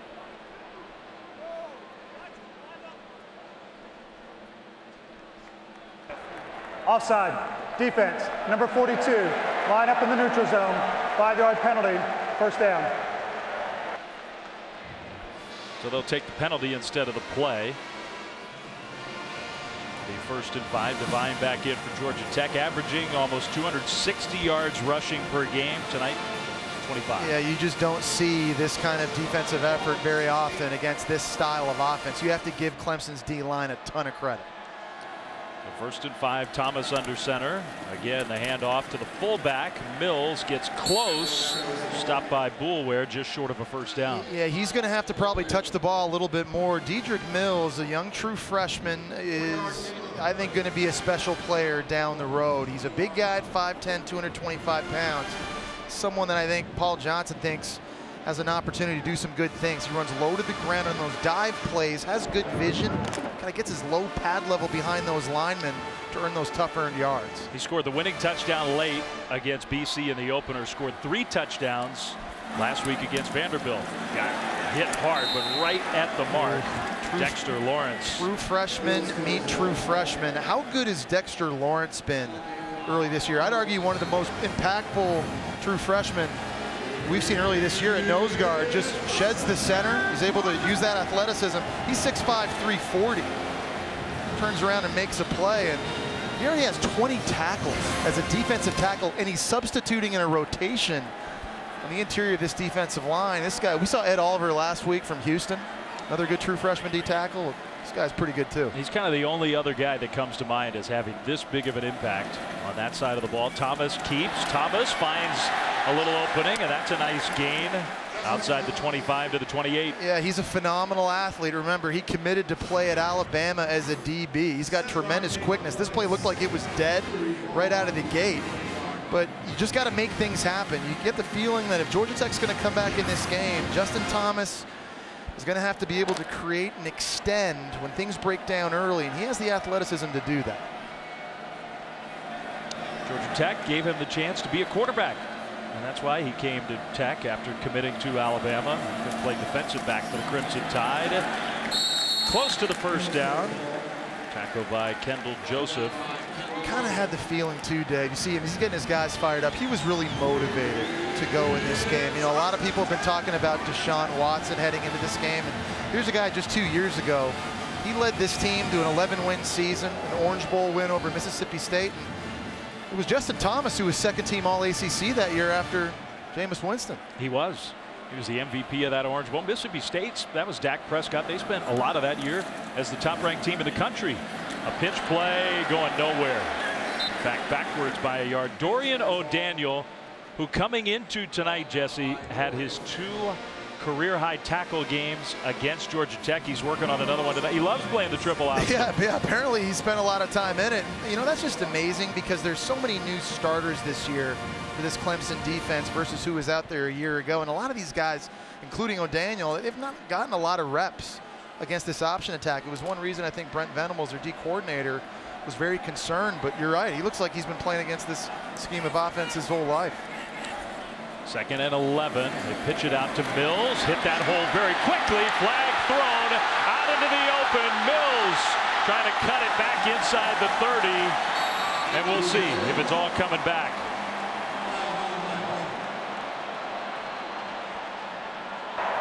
Holding. Offense. Number 71. 10-yard penalty. 2nd down. Finally, something to be excited about, and then that. Yeah, it's big Shamir Devine, and he's basically on this play going to tackle Richard Yergin. Look at 71. He's at the top of your screen. You're going to see him going up against number 49. He kind of gets beat and then just wraps him up, brings him to the ground. And right when it seemed that really first big explosive play for Georgia Tech, and the holding call brings it back, and big fella coming out. Yeah, he's clearly, we saw him go off the field in the first half. He's clearly not 100%. And that, by committing that penalty, he may have sprung the play. That was a penalty that I think did impact that big game. Let's go downstairs to Laura. Shamir Devine obviously playing through injury, guys. It's the right ankle, and they tried to ice it during halftime. They've taped it up and wrapped it, but he's struggling down here in a lot of pain. So the huge gain negated. 2nd and 19, and they'll pitch it out with room out in front. Cut back across the 30, so they get the penalty yardage back. Clinton Lynch. Yeah, that time they get a good block on the perimeter. It was J.J. Green, number 28, that was able to kick out a defender. Watch right here, 28. He's going to kind of go outside wide, and he's got to take on that defender and kind of push him out. And the defender kind of gave himself up. There's explosive plays to be had in this offense. There's long runs. There's a lot of football left in this game. Go to sleep on the Yellow Jackets just yet. 3rd and 8. Thomas, little fake, and here comes the pressure. Goes down immediately. It's number 6 again. What a night for Dorian O'Daniel. Georgia Tech tried to get their fullback or B-back Dedrick Mills in pass protection against O'Daniel, and it was a no matchup right here trying to block this. There's just too much speed and athleticism off the outside. He was late getting there, didn't locate him early enough. That's just too easy. Clemson just been living in Georgia Tech's backfield all night. Justin Thomas has had no time to operate. None. Here's an issue now, too. If you're Georgia Tech, you're punting to one of the most dangerous return men in the country, and Ray McLeod. 2nd in the nation, averaging 25 yards per return. There's one way to help against that, the fair catch. Sends us to a timeout. The Clemson defense, who else has figured out the triple option like these guys? This is 2 years in a row. They have shut Georgia Tech down, dominating this one.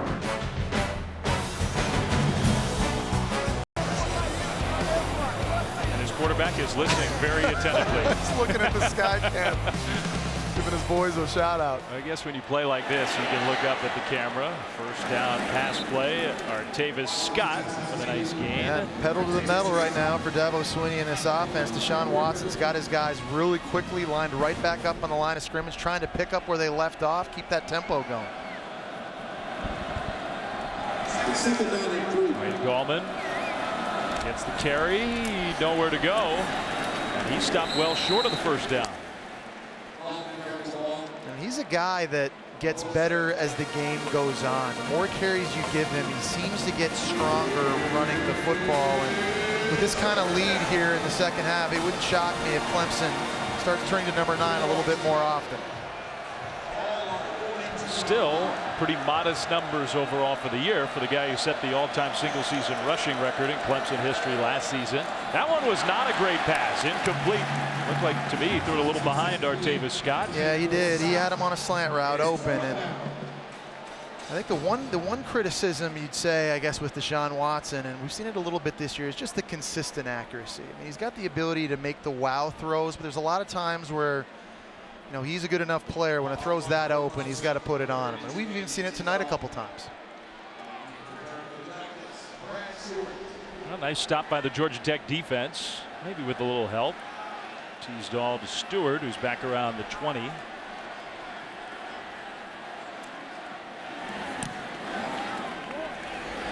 Booming punt inside the 10, taken by Stewart, brings it upfield, made one man miss, made a second miss, and gets out to the 25-yard line. Well, tonight, Clemson's defense, Dave, sorry, they've been lights out here with their assignment football. It starts with stopping the dive. The D tackles inside are winning one-on-ones. Everybody playing good, solid assignments. How many plays have we seen Dorian O'Daniel make outside tonight in that regard to the quarterback keeping it? And then you need physical play on the boundary, beating those blocks by the A-backs. I mean, you could put this on a reel. If you're Brent Venables, you're right. The last 2 years, what they've been able to do against this option attack, you can send that out to high school coaches around the country, how to stop the option. There's some good looks. It is. There's no other team that in recent history has been able to do what they've done. Figure it out and stop it like they have. Thomas kept it and got swarmed, and maybe part of it is scheme, part of it the intensity of that guy. Yeah, you got to have some dudes also, but you got to give him a lot of credit, man, because listen, this was a short week. It's hard to get ready for this offense if you have a month for a bowl game. He did it in a short week. He's obviously coached up the assignments to a lot of guys that have never played against this offense. Remember, they had to replace 8 starters at the start of the year. It's amazing what he's been able to do. Year after year, he was replacing all these starters, and they still play excellent when they play against the Yellow Jackets. And he schemes the defense. Thomas goes down to the backfield, and that makes the coordinator happy. He also runs scout team quarterback. I mean, he literally is the quarterback when they scout against Georgia Tech. And I think it actually makes sense because he knows the scout team quarterback's not going to be able to read it the way he can. He's watched this offense so much more on film. He understands it. Plus, he's able to go at a really fast tempo and get everybody set up. When you're on a short week for this kind of game, that's a huge advantage. You need to get as many reps in as you can. Brent Venables, again, doing a fantastic job. 3rd and 12. I mean, they are replacing a lot of experience from last year on the defensive side. And the secondary up front. That was movement in the middle of the line. Scott Pagano, was he drawn? Offside. Defense. Number 56. 5-yard penalty. 3rd down. You see Brent Venables up there in that top right corner. He's got a get-back coach. You know, one of those guys that makes sure you're behind the sideline, because Brent Venables will get excited and he'll run 3, 4, 4 yards out there trying to get it communicated. See that guy behind him? Look at him. He's telling his assistant to get back. He's going to have to go get Venables here in a second. Get back, coach. There you go. Get back. There you go. No, get off me. I'm good.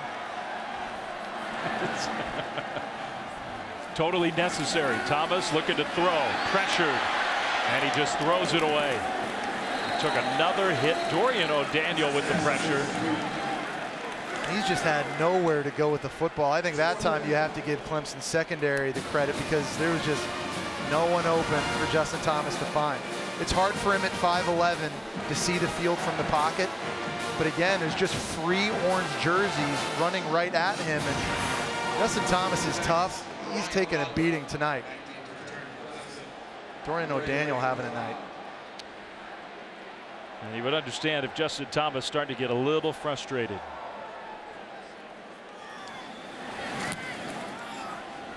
Low punt. McLeod has a chance for a return. Showing off the moves that have made him so dangerous. But ultimately he goes down. Not many coaches in college football quite like Brent Venables, huh? No, he's must-watch TV. He comes with his own get-back coach, but he also comes with great defense. His unit looks good tonight.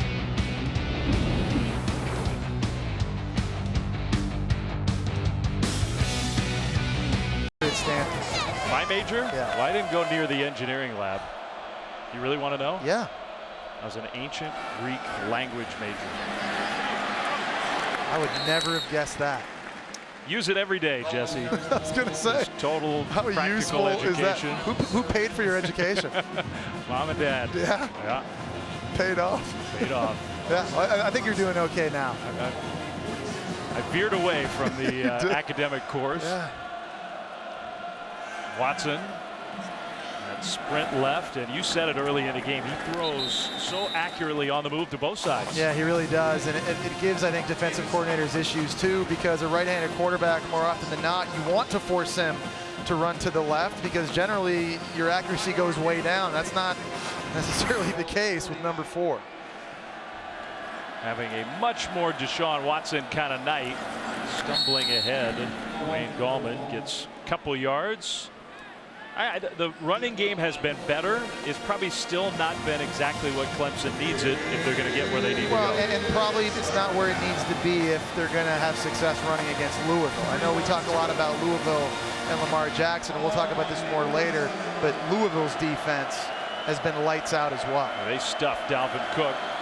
That crosser is caught, and Scott trying to bounce it to the outside, got pushed back. Now this will depend on where they spot it, and they're spotting him back short of the first down. I think he had it, and then Lawrence Austin pushed him backwards. Yeah, you always hear receiver coaches telling their guys, just get what you can get upfield, get north, and Artavis Scott's got a lot of wiggle, and he's made a lot of people miss in his career. This is one of those scenarios on a 3rd down, just you already got the first, go down, let's keep playing. Well, they're going for it. And I don't blame them. 4th and 1. Just about everything going right. Now timeout. Timeout. Clemson. So their first Clemson timeout of the going half. for it on 4th down. When we come timeout. back to Atlanta, leading 23-0.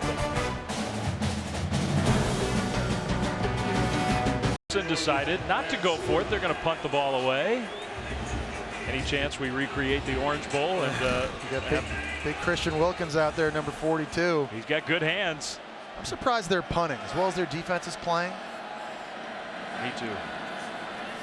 No fake. He's going to punt it end over end, and a fair catch at the 11, where Georgia Tech will have the ball.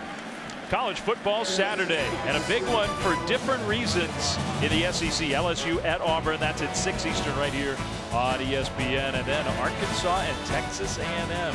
Is this the year that A&M takes a good start and carries it all the way to the finish?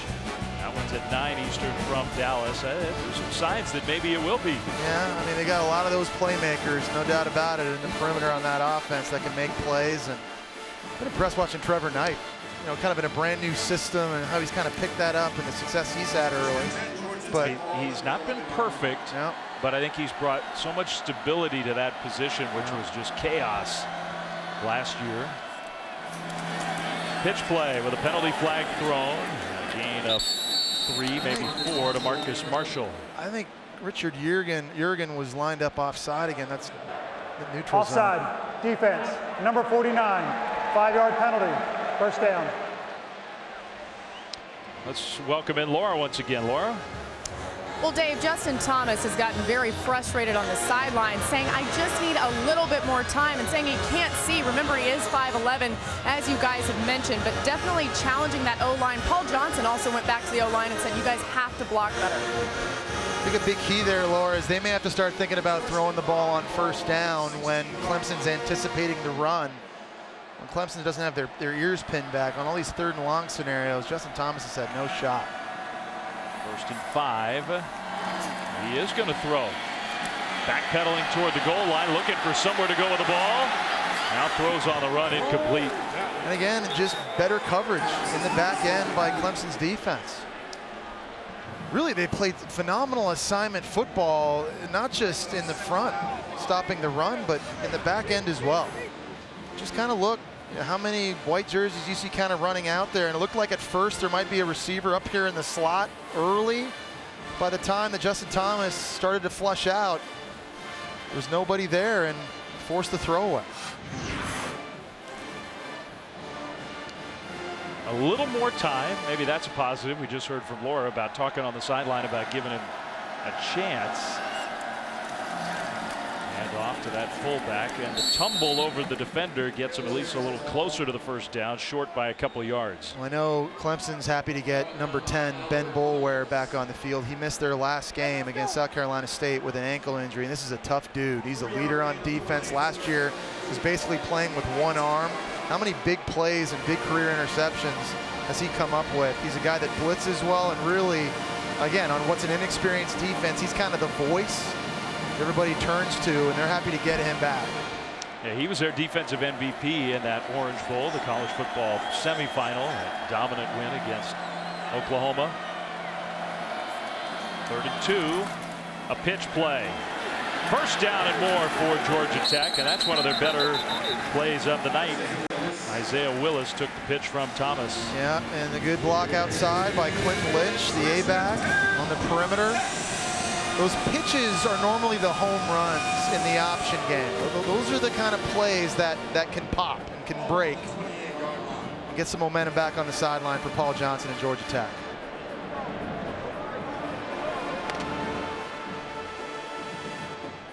Up to 55 rushing yards, 52 total yards. They've had negative pass yards in the game. We're nearing the end of the 3rd quarter. That might have been a little bit of a missed assignment, but they get the positive yardage through the air anyway, complete to Ricky June. Paul Johnson, interesting thing about him, he doesn't have a play sheet. He's kind of old school. He rotates these guys in and out, tells them to play in their ear. You know, the guy that's been coaching the game 32 years, he just sees it from the field, and he told us that he can tell what the defense is doing and how they're trying to stop him by who's making tackles. That's just how good he feels about his knowledge of what's going on. Now that was a more positive play, so he kind of gave a gentle shove. When things aren't going as well, that push out to the huddle is a little more forceful. Now whistles blow and a timeout Clemson. Coach Johnson wanted to snap the ball and go. Instead, a timeout in Atlanta, 23-0 Tigers.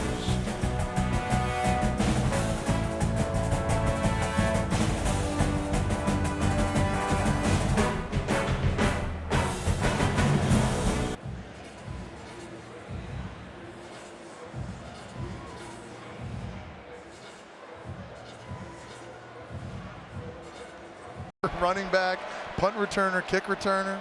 He's returning kicks for touchdowns. He leads college football in tackles for loss. There's a nice gain out into the open field. Marcus Marshall near midfield. First down, Georgia Tech. When they've run this play and they got Will Bryan, their left guard, pulling, they've had success now twice on this. Look at big number 70 getting out there. There's no one on the edge for Clemson to fill this, and that's probably been one of the adjustments that Paul Johnson's had most success with tonight. Well, they've been better, not great, but better since halftime. Nearing a minute to go in the 3rd quarter. Thomas. Handoff, Marshall. And some positive yards, even if it's only 3 or 4 on first down. But it's the exact same play again, and that's one thing. It's replacing the inside dive play right now. They haven't had success on a standard triple option with the normal dive, so there's an adjustment by Paul Johnson. No play sheet. He's doing it from the field. He's just trying to find ways right now to generate 2 and 3, 4 yard gains on first down to get out of these 3rd and long scenarios. Marshall, the fullback. A little misdirection there. The pitch for a gain out to the 46-yard line. Clinton Lynch close to the first down. Yeah, and so I think, you know, we're at a point now where, again, you're in 3rd and short scenario. Georgia Tech's going to go. And we've seen a couple wrinkles. That time a little bit of a counter option where it looked like it was starting one way. Peeled back and tried to outflank Clemson the other way. Now, Clemson's looked really good defensively early in this game up to this point, but they can't let up now. See if they get the play snapped before the end of the quarter. They do. That tough running straight ahead, close but short. Dexter Lawrence, the true freshman, makes the stop. And it'll be 4th down when we come back. I would imagine Tech's going to be going for it because they are playing from behind. On Thursday night in Atlanta, Clemson's defense has been awesome. 23-0 Tigers.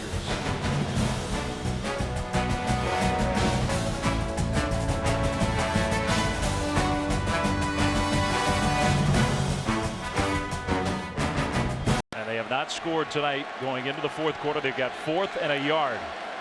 Just across midfield. Clemson might have jumped, and then Georgia Tech jumped. That has been a problem for Clemson. Absolutely. That's one thing that for sure is going to drive Dabo Swinney crazy. Offside, defense, number 94, 5-yard penalty, first down. And so on a critical down on fourth down like that, you can't have it. But we've seen guys just line up in the neutral zone. You see 94 there, Watkins just gets a little bit of a jump. That's an easy call. It's the pre-snap penalties, the mental mistakes that drive coaches crazy. And Carlos Watkins, he's a good player. He's played well tonight, but that penalty gives Georgia Tech the first down without having to run the ball to get that yard.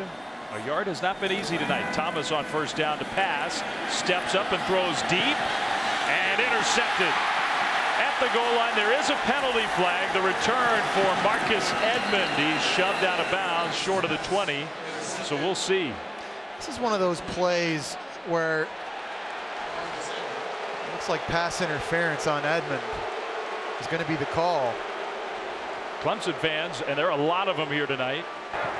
Pass interference, defense, number 29, 15-yard penalty, first down. Well, it's a good call because you'll see Edmond, he actually pushes Ricky June.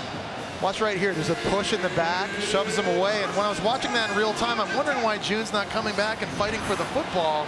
Well, that's why. He kind of tried to do it sneaky, kind of short-armed it, but that's a good call. That's a big play that Georgia Tech needed desperately. Let's just remember, this is still a 3-possession game. For all the statistical dominance, the way Clemson dominated that first half, it's only 23-0. Yeah, I mean, it feels like Clemson's up on this thing 50-0. That's not the case. Georgia Tech here knocking on the door. Mills behind Thomas, so give it to Dedrick Mills. That's some tough running from the true freshman down to the 20. Yeah, and Georgia Tech's now without Shamir Devine, that big right guard, so they're playing a true freshman, Parker Braun, at right guard, and that time it was 75, the true freshman, that went out ahead and got a block for Dedrick Mills. Devine looks lonely on the bench. Yeah, and you see the size difference already. Braun's only 280 pounds, and that's a lot different facing off against Carlos Watkins, Dexter Lawrence, and Scott Pagano on the inside of this Clemson D-line. One thing about this system, they've not always needed the biggest, strongest physically offensive lines to succeed. There's a big hole to the 10, to the 5, and inside the 5, Dedrick Mills. That time, Dorian O'Daniel, number 6, was not there to close the gap. Going to get a slant block here. He comes outside, and there was a hole and a crease right through there. Number 6 going to step up field and runs right by where the dive was. One of the few times we've seen Dorian O'Daniel get out of position tonight.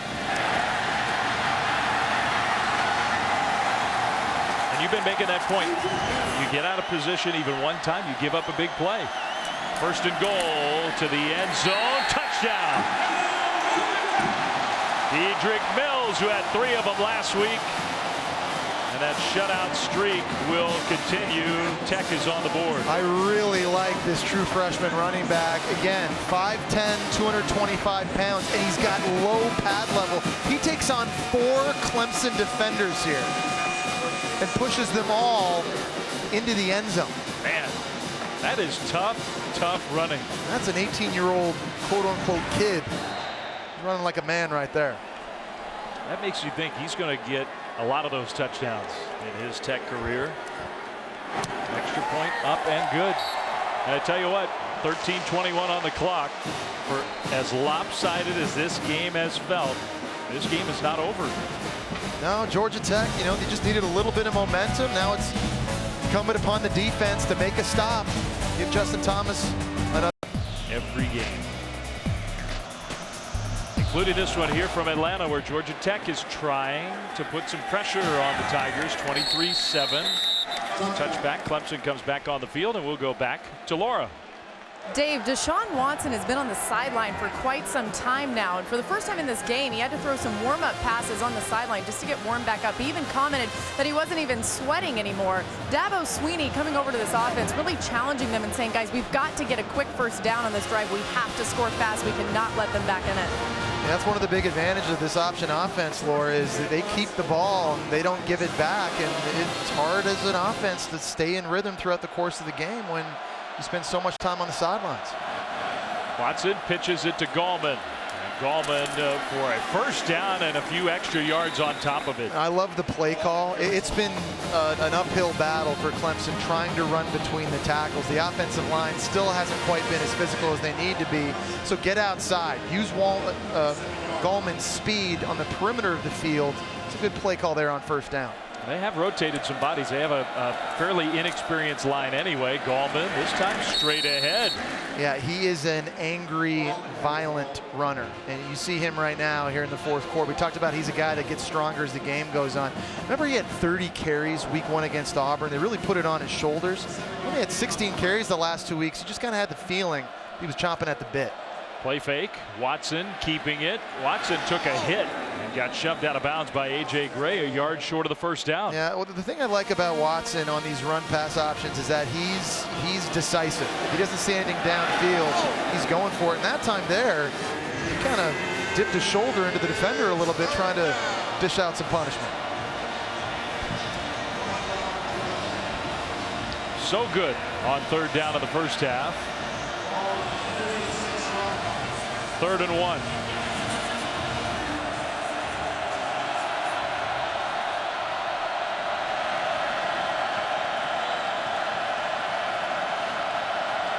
Play clock winding down. They only have 1 timeout left and they have to use it. That's their final timeout. I think Clemson would hope that that doesn't become a factor here. But they're out of timeouts for the final 12:03. Tech looking for a big stop, down 23-7.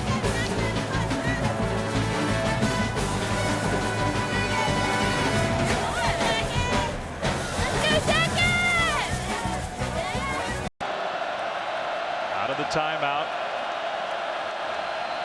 Watson. Fake. And Watson gets away. But not enough. Stopped short. Deshaun Watson thought that safety A.J. Gray was crashing on the dive. And Gray, a safety with tremendous change of direction. Here's Gray here. He looks like he's crashing on the dive, so Watson thought he could beat him to the outside.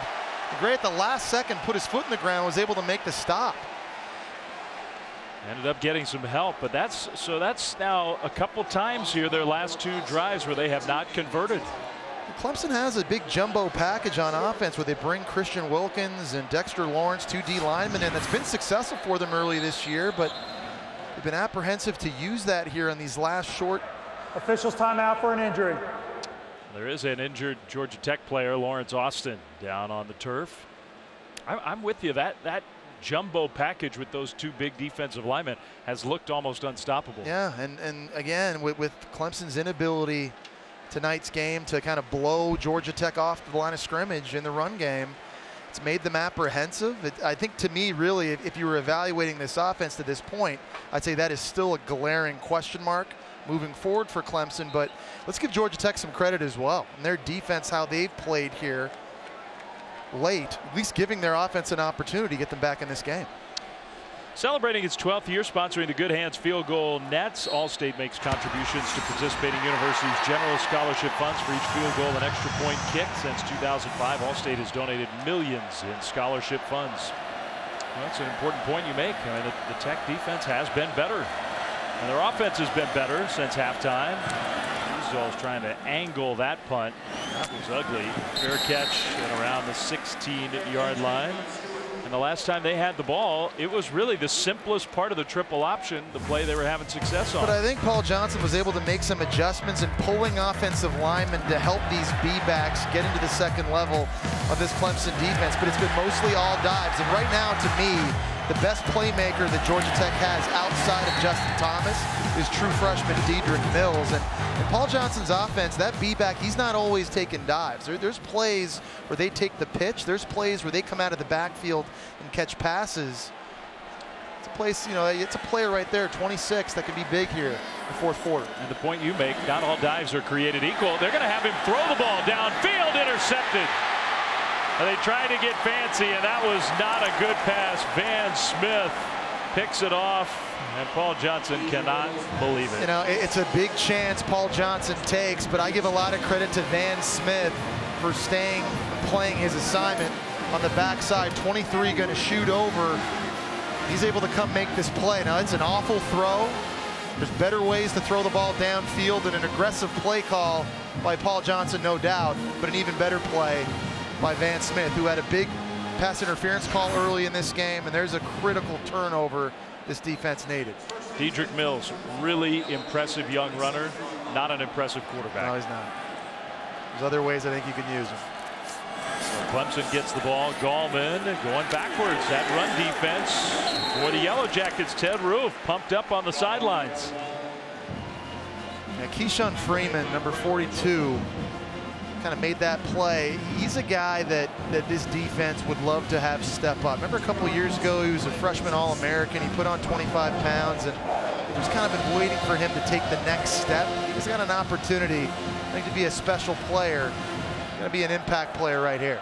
Yeah, he looked like a superstar. He hadn't been healthy, but they need him to be a stud along the line. That pass is low. Yeah. Skips intended for Powell. You know, you just kind of wonder, it just seems like this offense has just kind of gone into chill mode. Put up a ton of yards in that first half. They were scoring points, looking good, and you see Deshaun Watson looking up in the sky cam in the middle of a huddle with Dabo Swinney, and where's the focus right now for Deshaun Watson in this Clemson offense? It looks as if they acted like this game was over a quarter ago. Right now, they're finding out it's a bigger dogfight than they anticipated. 3rd and 11.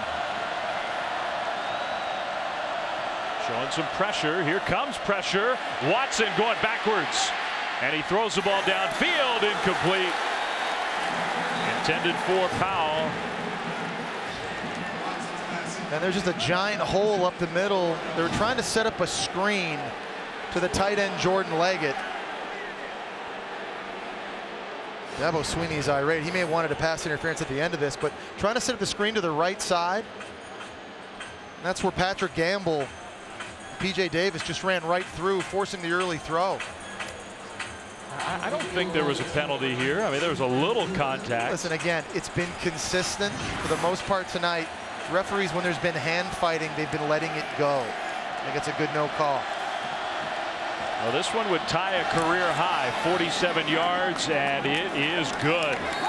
So Greg Hugel, they get the turnover, and they turn it into 3 points. I'm sure they would have hoped for a little more than that, but the field goal makes it 26-7 Clemson here in Atlanta against a team that's been tough on them, Jesse. I mean, Georgia Tech's won 5 straight home games against Clemson. A lot of good teams have come in here and not gotten out with a win. Dave Fleming, Jesse Palmer with you. Have we learned some stuff about Clemson tonight? I still have question marks about the offensive line and their physicality, and in games where they have to run the football and have balance, I think that's a question mark. Certainly looking ahead to next week at Louisville.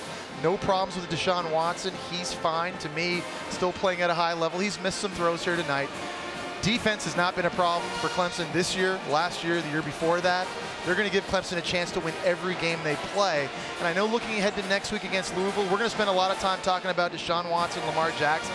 We need to be talking about both defenses playing in that game as well. And Clemson right now, to me, is playing as well as any unit in the entire country. I don't know if I'm breaking any news here, but game day is going to be there next week. They're in Knoxville tomorrow or Saturday. They will be in Clemson for that Louisville-Clemson matchup. Tigers just trying to make sure they take care of business here tonight. Again, they dominated in the first half. Second half has been different. Touchback. Georgia Tech gets the ball back. Well, you're talking about the Clemson defense, and I think it's a good point. They have their hands full against the guy on the left, Lamar Jackson. And that's really in 5 games. That's since when he took over last year late in the season against Kentucky, playing 3 less games than Deshaun Watson. And look at the numbers he's put up. The amazing thing to me when you watch Lamar Jackson, he reminds me of Cam Newton and Michael Vick in the sense that he's by far the best athlete on the field. I'm not saying he's as good a quarterback right now, but he is on a different level from an athleticism standpoint. Florida State found that out the hard way last weekend. And it's not easy to do against Florida State, a team that's loaded with athletes. Wide open receiver, pass caught by Stewart, and dances out right around midfield, just a yard into Clemson territory. And there's a coverage bust finally. We talked about people being misaligned. There's nobody out in the slot covering Stewart, who's running the wheel. Got a lot of defenders with their eyes in the backfield. Number 18 at the bottom of the screen, Jadar Johnson. He's got to be up the boundary covering that play. We talked about when guys get out of position, Georgia Tech hits explosive plays. They found a little bit of life here in the fourth quarter. Still 9:30 to go. Same play. About as hurry up as Georgia Tech gets. Back shoulder throw, and it was dropped. Ricky June had a chance to catch it. He got his hands on the ball. Yeah, and that's one that he's got to come up with. You know, for years, Paul Johnson has had the Demarius Thomases, the Stephen Hills, the DeAndre Smelters, big receivers that could go up and win the 50-50 balls. And Ricky June at 6'3", 212 pounds, has to come down with that one. I do like Paul Johnson throwing the ball on first down. It's been a little bit less predictable. It looks like it's caught Clemson off guard here a little bit late. Well, they don't get a lot of chances to make plays at the wide receiver spot in this offense, but it is interesting how many talented receivers they've had come through the program. Right side running, trying to pick his way forward. There just wasn't much there that time for J.J. Green. Yeah, and you're seeing Paul Johnson now dig deep into the playbook and the adjustments, and we're seeing a lot of misdirection now where the play looks like it's starting one side and then linemen and A-backs are flying back the other way. They're trying to take advantage of the fast flow and speed that Clemson has defensively to see if they can get outflanked. You know, we've talked about how he sends that player in with the play to the huddle. He also sometimes he'll call the play and tell the player, and this should be the guy that's open, or this should be the part of the play that works. Back to pass, pressured, Thomas goes down. Ryan Carter, defensive back, with the pressure and the sack. Yeah, and Carlos Watkins, just a really smart pass rush here, which forced Justin Thomas to have to cut back. Anticipating the rollout. Here's 94. Watch him try to build the fence, anticipating the roll this way. He's lined up just outside the guard. You see that outside path he takes? That was really, really smart. That's a veteran move to force him back in, and there's Ryan Carter that's able to clean it up. He doesn't get credit for the sack, but it is a good example. Yep. He made the play. So that, after the promising start, the long gain in the pass game, and then the drop, which was so costly, ended that. Punt taken with a fair catch inside the 20. 7:48 to go. Jesse, you've been talking about this Clemson defense. Yeah, no, they've been lights out again all night. He has got some stuff to be a little cranky about. Yeah, and I think right now he's going to need to see this offense finish. Gallman gets the handoff on first down. Their defense got another stop and gets the ball back. It just kind of seems like they just kind of chilled out a little bit here in the second half. They had over 340 yards in the first half, put up great numbers. Now, you'd like to see Deshaun Watson in this offense here kind of lock back in, put a nail in the coffin. I think it would be understandable if you have a little bit of a letdown the way they pushed Georgia Tech around in the first half. Problem is, next up we know is going to be a supreme challenge. Watson looking to throw, pressured. On the run, Watson will get the first down and go out of bounds. You know, I think that's a throw there that Deshaun Watson needed to trust. He had Mike Williams running a skinny post. But, you know, because they've not been on the same page earlier this game, you know, you lose trust. But watch Williams here on the post. There was no safety help, and I think Williams kind of thought he was going to get that ball. Deshaun Watson just didn't feel confident enough pulling the trigger. I think you're right, because I think when Watson was coming back to the line of scrimmage, he was tapping his chest saying, my bad, I should have thrown that one. I think he was unhappy. Well, and you know, and that's a real thing. I mean, remember, Mike Williams missed the entire season last year because of that neck injury against Wofford. They just haven't had as many reps together as they would have liked. Chemistry between a quarterback and a receiver is so critical, and we've seen a couple times this year early, again, them not being on the same page, which has led to a turnover. And their chemistry, it's going to evolve as the season goes on. Not a huge game, but 6 catches, 61 yards, and that first touchdown.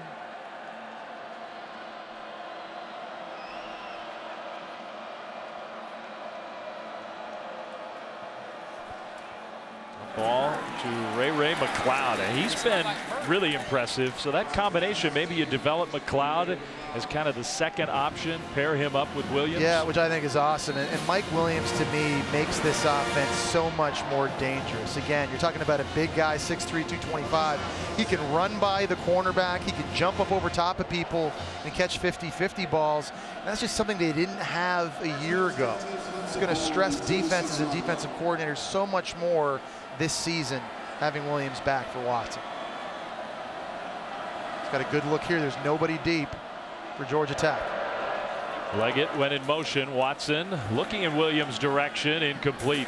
And it was not intended for Williams. It was Leggett, tight end. And I think, you know, we talked about how Clemson struggled in the second half, but you got to give Georgia Tech defensively some credit too, because their guys have stepped up and made plays for defensive coordinator Ted Roof. It was a slow start early. And even though all the yards they've given up well over 400 by now, but you know, they've only given up 3 points here in the second half. Ted Roof's guys have fought hard. You can see the improvement this year for Tech. They are going to be a better team. That one out to the freshman Cornell Powell. That's a mistake by a young freshman receiver. You got to stay in bounds. Late in the game, you're trying to ice it. Remember, Wayne Gallman got an issue with that week 1 against Auburn. Got out of bounds, and he stayed in bounds. Auburn may have not had an opportunity to throw a Hail Mary late. Young freshman mistake. This guy's getting a lot of run. These are coaching moments. There's going to be a lot for Dabo Swinney and this coaching staff to give these kids. Is that a good thing? You have a nice win like this. You come on the road, get a win in a place that's been tough, but you still have some stuff to talk about? Yeah, absolutely. Especially, I think, considering what's coming in to Memorial Stadium next weekend. You need these guys hungry, knowing they need to improve. Watson throws the screen. Gallman across midfield, stopped short of the first down. But that's a big story too. You know, I do think Clemson should be a confident team heading into that game. Their defense has been lights out all year.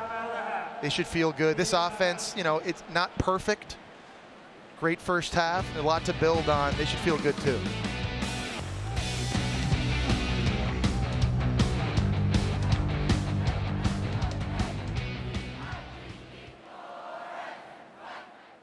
We'll have to punt the ball back to Georgia Tech. 4:29 to go. Fair catch at around the 15-yard line. Well, Saturday night on ESPN, back-to-back SEC games. LSU visits the Plains. LSU and Auburn. That one at 6 Eastern. Right here on ESPN. And then in Dallas, Arkansas and Texas A&M, 2 top 20 teams. Arkansas having a better start than last year. A&M having a similar start and trying to sustain it. We've seen some incredible defensive line play from Clemson. Christian McCaffrey against what is a good UCLA defensive line, improved. Maybe no defensive line better than Texas A&M's. At least from a pass rush standpoint. Thomas heaving it deep and knocked away, incomplete. Intended for Ricky June, Marcus Edmond. And just one of the few times Justin Thomas has had a pocket and a clean pocket to throw from. Marcus Edmond, number 29 on the coverage. Nice job with the arm bar using the left hand to swat that away. That's good. It's a good no call. A little bit of contact, but I think for the most part in the secondary, the referees have done a good job being consistent, and this has been happening a lot for Justin Thomas. And that's the big true freshman, Dexter Lawrence. He's been doing that a lot himself. Maybe next in line.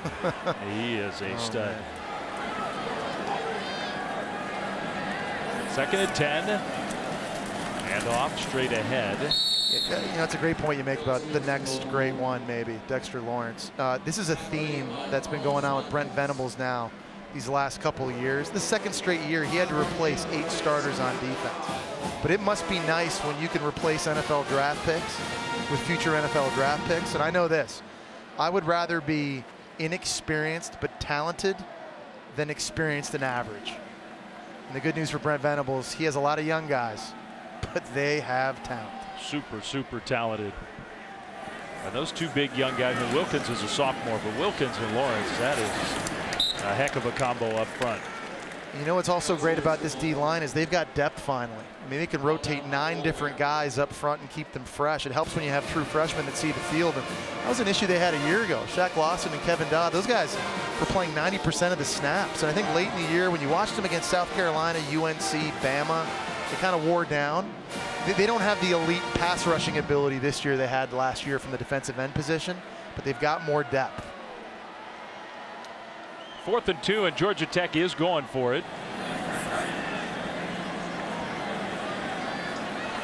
It's like a wishbone formation. Handoff, and that defensive line stands up again. He didn't get there. Well, guess who? And it was Dexter Lawrence that got the first penetration. Nobody blocked Christian Wilkins. Brent Venables just loves it. Dexter Lawrence, for a guy that's 340 pounds, has unbelievable quickness out of his stance.